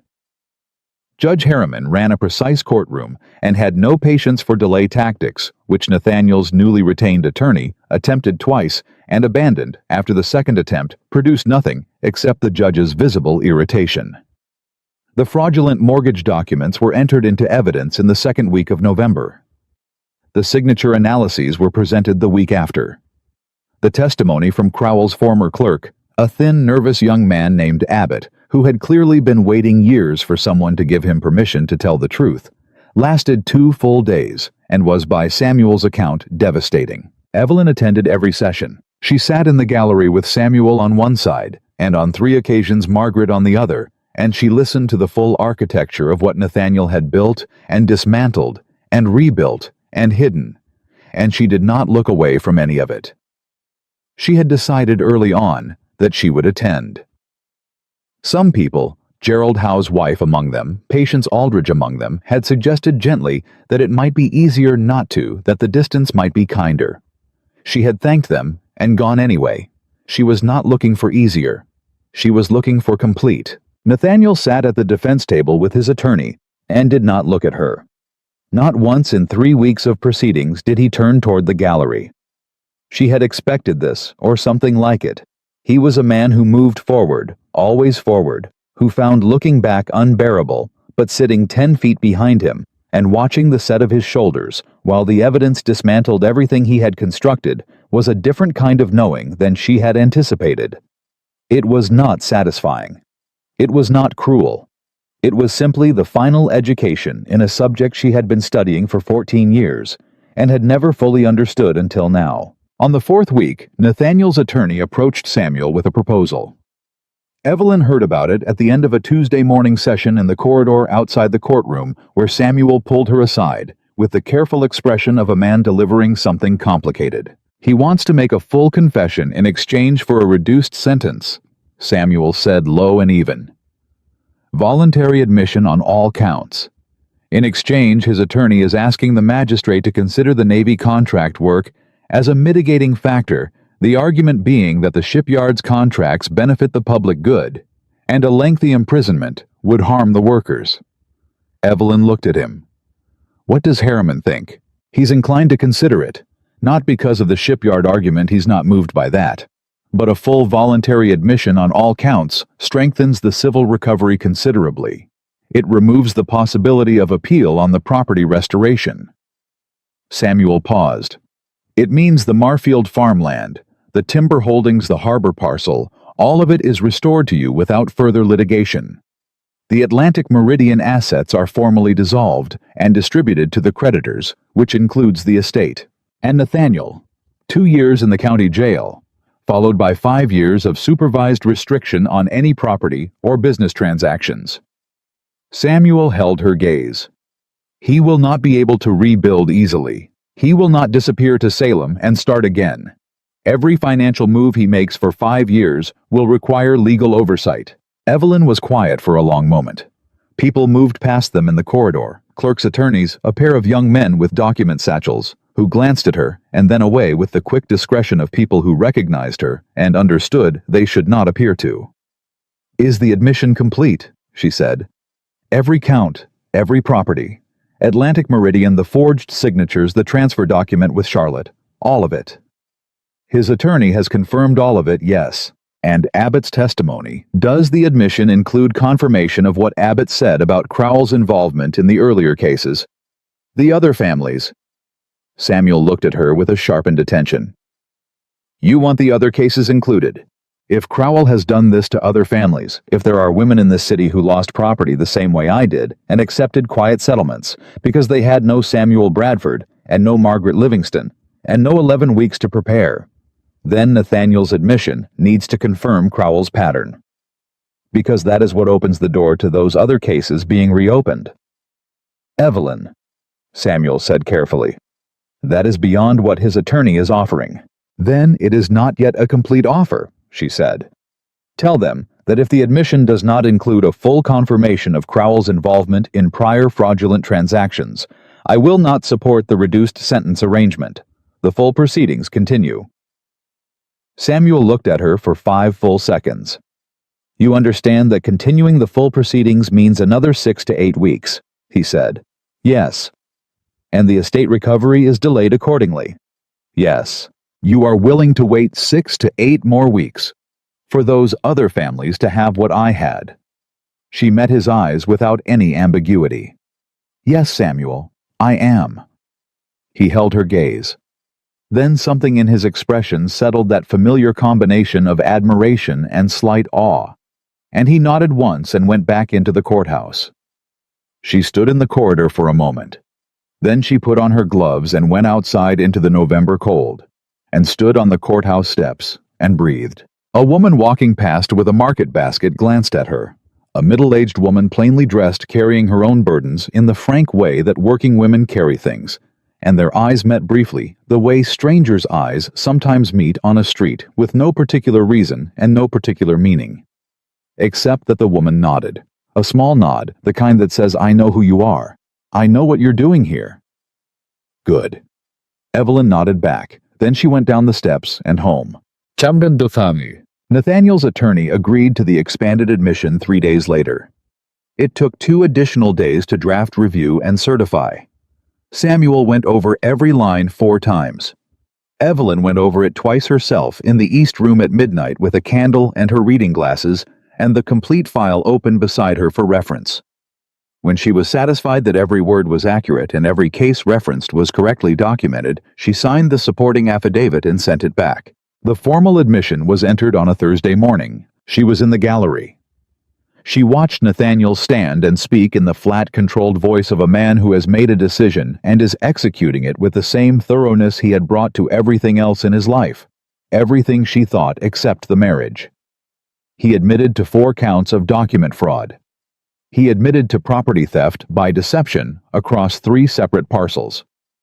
He admitted to the creation of Atlantic Meridian Trading using fraudulently obtained capital.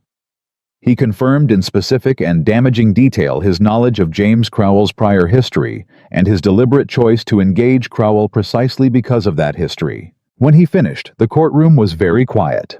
Then he turned. For the first time in 4 weeks of proceedings, Nathaniel Ashcroft turned and looked directly at his wife in the gallery. She had not expected it. She had told herself she expected everything had prepared for everything. But this, she had not prepared for the full direct weight of his gaze across 10 feet of courtroom air with nothing left between them. No performance, no calculation, no carefully assembled expression. Just his face, which she had known for 14 years, looking at her with something that was too complicated to name and too honest finally to look away from. She held his gaze. She did not nod, did not speak, did not soften, and did not harden. She simply looked at him the way she had learned to look at difficult things fully without flinching, without rushing toward any particular feeling about it. Then Judge Harriman called the courtroom to order, and the moment passed, and Nathaniel turned back to face the bench. She sat with her hands folded in her lap and breathed. It was over. It was truly, completely, irrevocably over. Not because she hated him, not because she had destroyed him, but because the truth had been told in full, in a court of law, with witnesses and documents, and the complete weight of an honest record behind it. The truth that belonged to her and to the families Crowell had wronged, and to every person who had been owed an honest accounting and had not received one. She had given them that. That was enough. The twist no one had seen coming arrived 6 days after the formal admission. It came in the form of a letter from a woman named Dorothea Marsh. No relation to the seamstress Caroline, simply an unfortunate coincidence of surnames, who lived in Gloucester, and who had, after reading a brief account of the Ashcroft proceedings in the Boston Courier, written to Judge Harriman's office to report that her family had experienced a nearly identical situation 7 years prior involving a land transfer in Essex County, and a Salem attorney whose description matched James Crowell precisely. Harriman forwarded the letter to Samuel. Samuel brought it to Evelyn on a Monday morning, and she read it at her desk with the steadiness of a woman who has learned to receive information without performing her reaction to it. And when she finished, she set it down and looked at the window for a moment. "There are more," she said. "Harriman is already receiving inquiries," Samuel said. 3 more letters arrived at the courthouse this week from families in Essex and Middlesex counties, all describing similar circumstances, all naming attorneys who appear to be connected to Crowell's network. "A network," she said. "It appears so." She looked at the letter in her hand. Dorothea Marsh of Gloucester, a woman she had never met living 40 miles north who had lost something 7 years ago and had believed until last week that she had simply lost it, and that was the end of it. "I want to write to her," Evelyn said. Samuel looked at her carefully. "Personally, yes. I want her to know that what happened to her family was not an isolated incident and was not her fault and is not finished." She set the letter on the desk. "And I want you to speak with Harriman about whether the Crowell investigation can be formally expanded to include the prior cases." "That is a significant undertaking," Samuel said slowly. "Yes," she said. "It is. It could take years." "Yes, Evelyn." He leaned forward slightly. "You have just come through 11 months of the hardest legal and personal battle of your life. Your estate is in recovery. You are—" He paused carefully. "You are still healing. No one would expect you to take on Samuel." She looked at him with the same level, clear expression she had been looking at difficult things with for the past year. "My mother built a foundation to educate children because she believed that ignorance was the most correctable injustice she could address from where she stood. She did it for 20 years. She did not stop because it was a significant undertaking." She picked up her pen. "I am not stopping because it is a significant undertaking. I am simply deciding what the next right thing is." Samuel was quiet for a long moment. Then he picked up his own pen. "Tell me what you need," he said. So, she wrote to Dorothea Marsh that afternoon. The letter was 2 pages. It was honest and specific and warm, without being false about the difficulty of what Dorothea was facing if she chose to pursue a legal remedy. Evelyn told her what she had done and how. She told her what it had cost not to frighten her, but because she believed women deserved to know the true cost of things before they committed to them. She told her that Samuel Bradford would be willing to review whatever documentation she had without charge, simply to assess whether a case existed. And she told her that she was not alone, that there were other families, that the network of harm that had been operating in the shadows of Massachusetts property law for nearly a decade was now visible, now named, now being examined in the light of a formal legal proceeding, and that visibility, she had learned, was the beginning of everything. She sent the letter. Then she wrote 3 more to the other families Harriman had mentioned, different circumstances, but the same essential shape, the same offer of Samuel's review, the same honest account of what justice actually looked like when you pursued it carefully and completely. When she finished, it was nearly dark. Mrs. Pratt appeared in the doorway with a lamp and the quiet concern of a woman who has watched her employer work through too many evenings and is too professional to say so directly. "Supper, ma'am," she said. "In a moment," Evelyn said. She looked at the 4 sealed letters on the desk. 4 women she had never met. 4 families carrying something they didn't know yet could be put down. She thought about Caroline Marsh, the seamstress on Tremont Street, who had written a letter she didn't have to write, who had decided that her conscience was worth more than her comfort. She thought about Charlotte Winslow handing over an oilskin packet from the bottom of a trunk. She thought about Gerald Howe asking the right questions 3 weeks before she needed him to.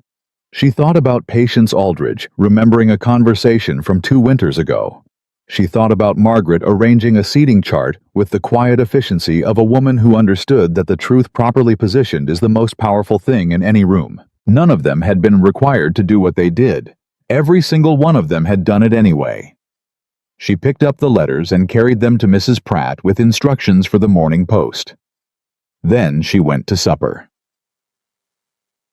December arrived. The Marfield farmland was formally restored to the Ashcroft estate on the 14th, a Tuesday, with a ceremony at the county registrar's office that lasted 20 minutes and involved no drama whatsoever, which was exactly as Evelyn had wanted it. Samuel shook her hand.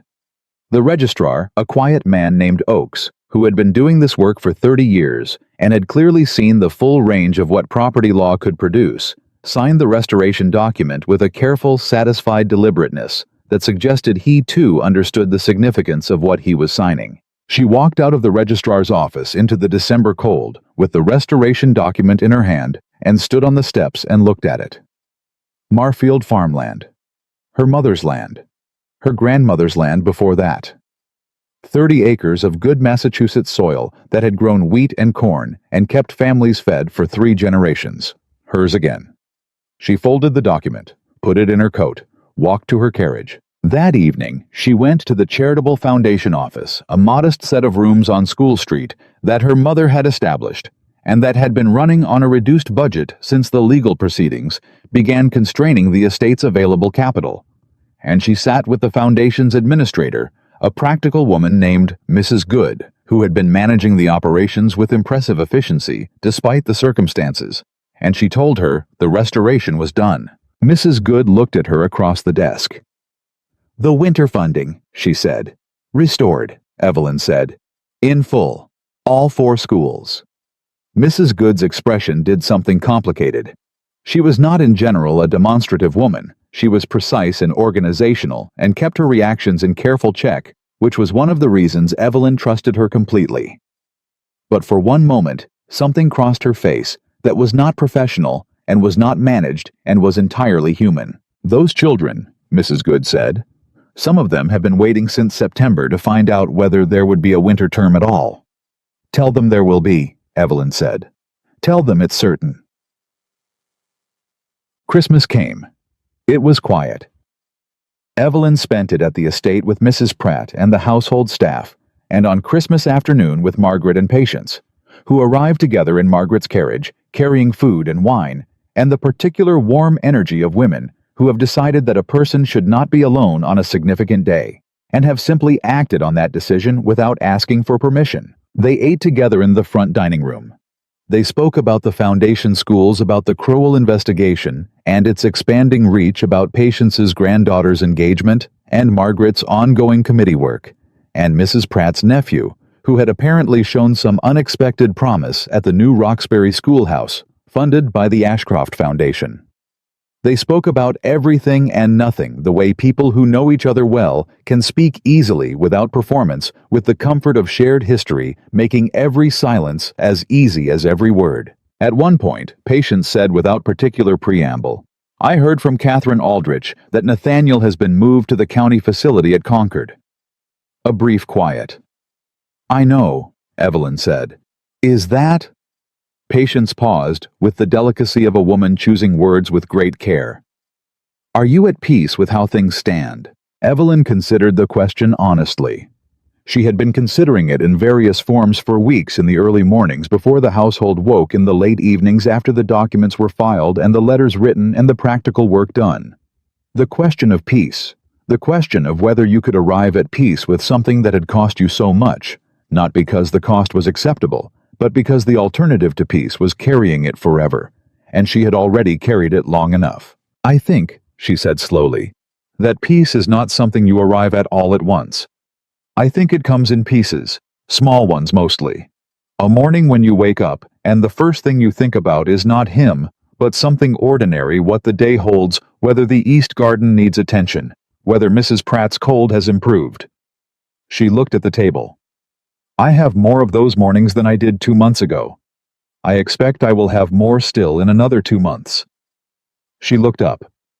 So yes, I think I am getting there. Margaret raised her glass. To getting there, she said. To getting there. Patience agreed. Evelyn raised hers. The three women drank in the quiet of the dining room, with the December dark outside the windows, and the fire going well, and the house around them holding all of its history, the good of it and the difficult of it, the 80 years of women who had sat in rooms like this and made decisions and kept going. The letter from Charlotte arrived in January. It was postmarked from a town in western Massachusetts called Greenfield, which Evelyn located on the map in the library as a small settlement in the Connecticut River Valley, surrounded by farmland and timber, and the kind of landscape that a person goes to when they want to start over completely. The letter was 3 pages written in Charlotte's careful hand, and it described a schoolroom. 8 students, ages 6 through 14. A borrowed building on the edge of town with good morning light. A family, the Hendersons farmers, who had taken Charlotte in as a boarder and treated her with the straightforward decency of people who had no knowledge of her history and no interest in it beyond who she showed herself to be from day to day. I am learning to be a teacher, Charlotte wrote. It is harder than I expected and more rewarding than I expected, and most days I come home from it too tired to think about anything that came before. I believe that is exactly what I needed. She wrote about her students, a boy named Eli, who could not yet read but had extraordinary mathematical instinct, a girl named Mary, who read everything she could find and asked questions that Charlotte sometimes could not answer, which she had decided to treat as a feature rather than a problem. She wrote about the Connecticut River in winter, about the Hendersons' kitchen where she took her meals, about the particular quality of quiet in a place where no one knew your story. Near the end of the letter, she wrote, I think about that evening sometimes, the ballroom, the look on people's faces, the way you stood at that lectern and spoke as if you had been born knowing how to do exactly that. I have thought about it many times when I needed to do something that frightened me. I think about how you looked, and I think if she could do that, I can do this. Whatever this is, I can do it. Evelyn read that paragraph twice. Then she set the letter on the desk and looked at the window for a long moment. And something in her chest moved in the way it had been moving lately.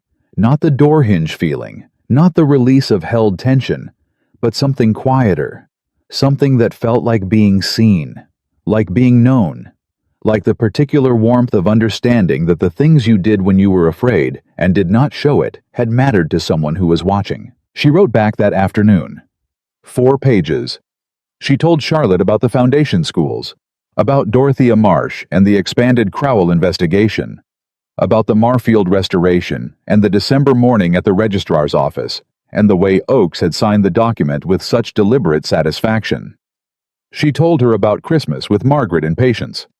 She told her about Eli with his mathematical instinct, and said that in her experience, the children who could not yet read but understood numbers deeply were often the most interesting people in any room, and that Charlotte should pay particular attention to him. She did not write about Nathaniel. There was nothing to write about Nathaniel that needed to go into a letter to Charlotte. That chapter was documented officially completely in the records of the county court. That was where it belonged. She wrote instead about spring.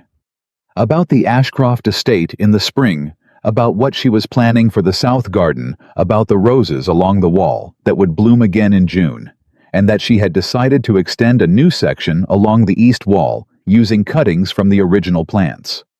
A continuation of what her mother had started, larger than before, growing toward something. I hope Greenfield treats you well, she wrote at the close. I hope the schoolroom fills up. I hope Eli learns to read and Mary finds every answer she is looking for. I hope the Connecticut River is beautiful in spring, and that you are standing on its bank one morning soon and feeling without any effort at all exactly like yourself." She sealed the letter. Then she sat for a moment in the January afternoon with the quiet of the house around her, and the fire going, and the document case closed on the desk beside her, and the sapphire brooch on her dress where it had been every day since the night of the governor's ball where she intended it to remain. February brought the final document she had been waiting for. It came from Harriman's office, a formal certification that the investigation into James Crowell's prior activities had produced enough corroborating evidence to support reopening 3 of the 7 cases identified in the original inquiry. 3 families, 3 sets of property records, 3 women in different counties of Massachusetts who had been told years ago that what had happened to their land was simply the consequence of a legal transaction they had apparently agreed to. They had not agreed to any of it. Evelyn read the certification at her desk on a Wednesday morning in February, with the snow falling outside and the fire going, and Mrs. Pratt's footsteps moving through the house in the familiar rhythm of a household that was functioning fully and properly as it always had been meant to. She set the document down. She thought about the morning she had first read Caroline Marsh's letter the January morning a year and a month ago when she had pressed her palm against the cold window glass and known with the particular certainty that comes before the pain fully arrives that everything had changed. She thought about the weight of that morning, about the decision she had made in it, not a dramatic decision, not a single moment of heroic resolve, but a quieter thing, the choice to know everything, and then to act on what she knew, and to do it with the full honesty she had in her. She thought about what that choice had cost. She thought about what it had given back. Not just the land, not just the legal victory, not just the restoration of property and name, and the quiet satisfaction of a record set straight. Something larger. Something that was harder to name and more difficult to measure, and would last considerably longer than any single court proceeding. She had shown to Charlotte, and to Margaret, and to Patience, and to Dorothea Marsh in Gloucester, and to the 3 women whose cases were now being reopened, and to the 200 people who had been standing in a ballroom when she spoke the truth clearly into the air. She had shown that it was possible to be wronged deeply, and to respond with precision instead of rage, with evidence instead of accusation, with the kind of patient, thorough, unbreakable commitment to honesty that does not make noise but cannot be argued with. That was not nothing. That was, in fact, everything. She picked up her pen. She began the next letter. Outside, the February snow kept falling on the Boston streets, on the harbor, on the Marfield farmland 30 miles west, where her grandmother had walked, and her mother had walked, and she herself had walked as a child, not yet knowing what the land would one day require of her. The snow fell on the courthouse where the records were filed. It fell on the schoolroom in Greenfield, where Charlotte Winslow was teaching 8 children how to read. It fell on the roses along the south wall of the Ashcroft estate, bare and dormant under their winter covering, holding everything they needed for spring without any visible sign of it, waiting, patient, certain of what they were. Samuel arrived at 10 o'clock as he did every Wednesday morning and found her already at the desk with the file open and the next set of documents organized, and her pen in her hand, and the particular quality of focused, purposeful stillness about her that he had come to recognize as her natural state. Not sadness, not hardness, not the performance of strength, but the real thing. The kind that does not require an audience or an occasion, the kind that simply is. He sat down across from her and opened his satchel. Dorothea Marsh's documentation arrived from Gloucester, he said. It's more complete than she indicated. There's a signed witness statement from her former neighbor that corroborates the timeline entirely. Good, Evelyn said. Add it to the Crowell file. And the harbor parcel restoration is on schedule. Oakes estimates the certification will be complete by March. Good. The foundation school's spring enrollment numbers are up. Mrs. Good sent word this morning. All 4 schools higher than last year. Evelyn set her pen down, looked at him, smiled genuinely fully without any performance in it at all. That, she said, is the best news I have heard all month. Samuel smiled back. I thought you'd say that. She picked up her pen again. Outside, the snow was still falling. Inside, the fire was steady, and the documents were in order, and the work was continuing as it always continued, as it would continue. Long after this particular morning was nothing more than one quiet day in the long history of a family that had stood for honesty when it cost something real to do so. Some things Evelyn Ashcroft had learned are not finished in a single dramatic moment. They are finished in the daily choosing. Every morning you get up and do the next right thing. Every letter you write to a woman you have never met. Every document you file with patience instead of fury. Every time you hold the truth in your hands and refuse to set it down, no matter how heavy it gets. That is how legacies are made. Not in the moment of triumph. In every ordinary day that comes after, when no one is watching, when there is no applause, when it is simply you and your conscience, and the next right thing to do. Evelyn had learned that. She had learned it the hard way, which was the only way that truly sticks. And she would carry it forward in her name, in her land, in the schools her mother built, and the cases she was reopening, and the roses she would plant in spring along the east wall. She would carry it forward into every year that remained to her, without apology, and without faltering, because that was who she was. That was who she had always been. And no one, not betrayal, not deception, not 14 years of a lie she had been too trusting to see, had ever managed to take that from her. No one ever would.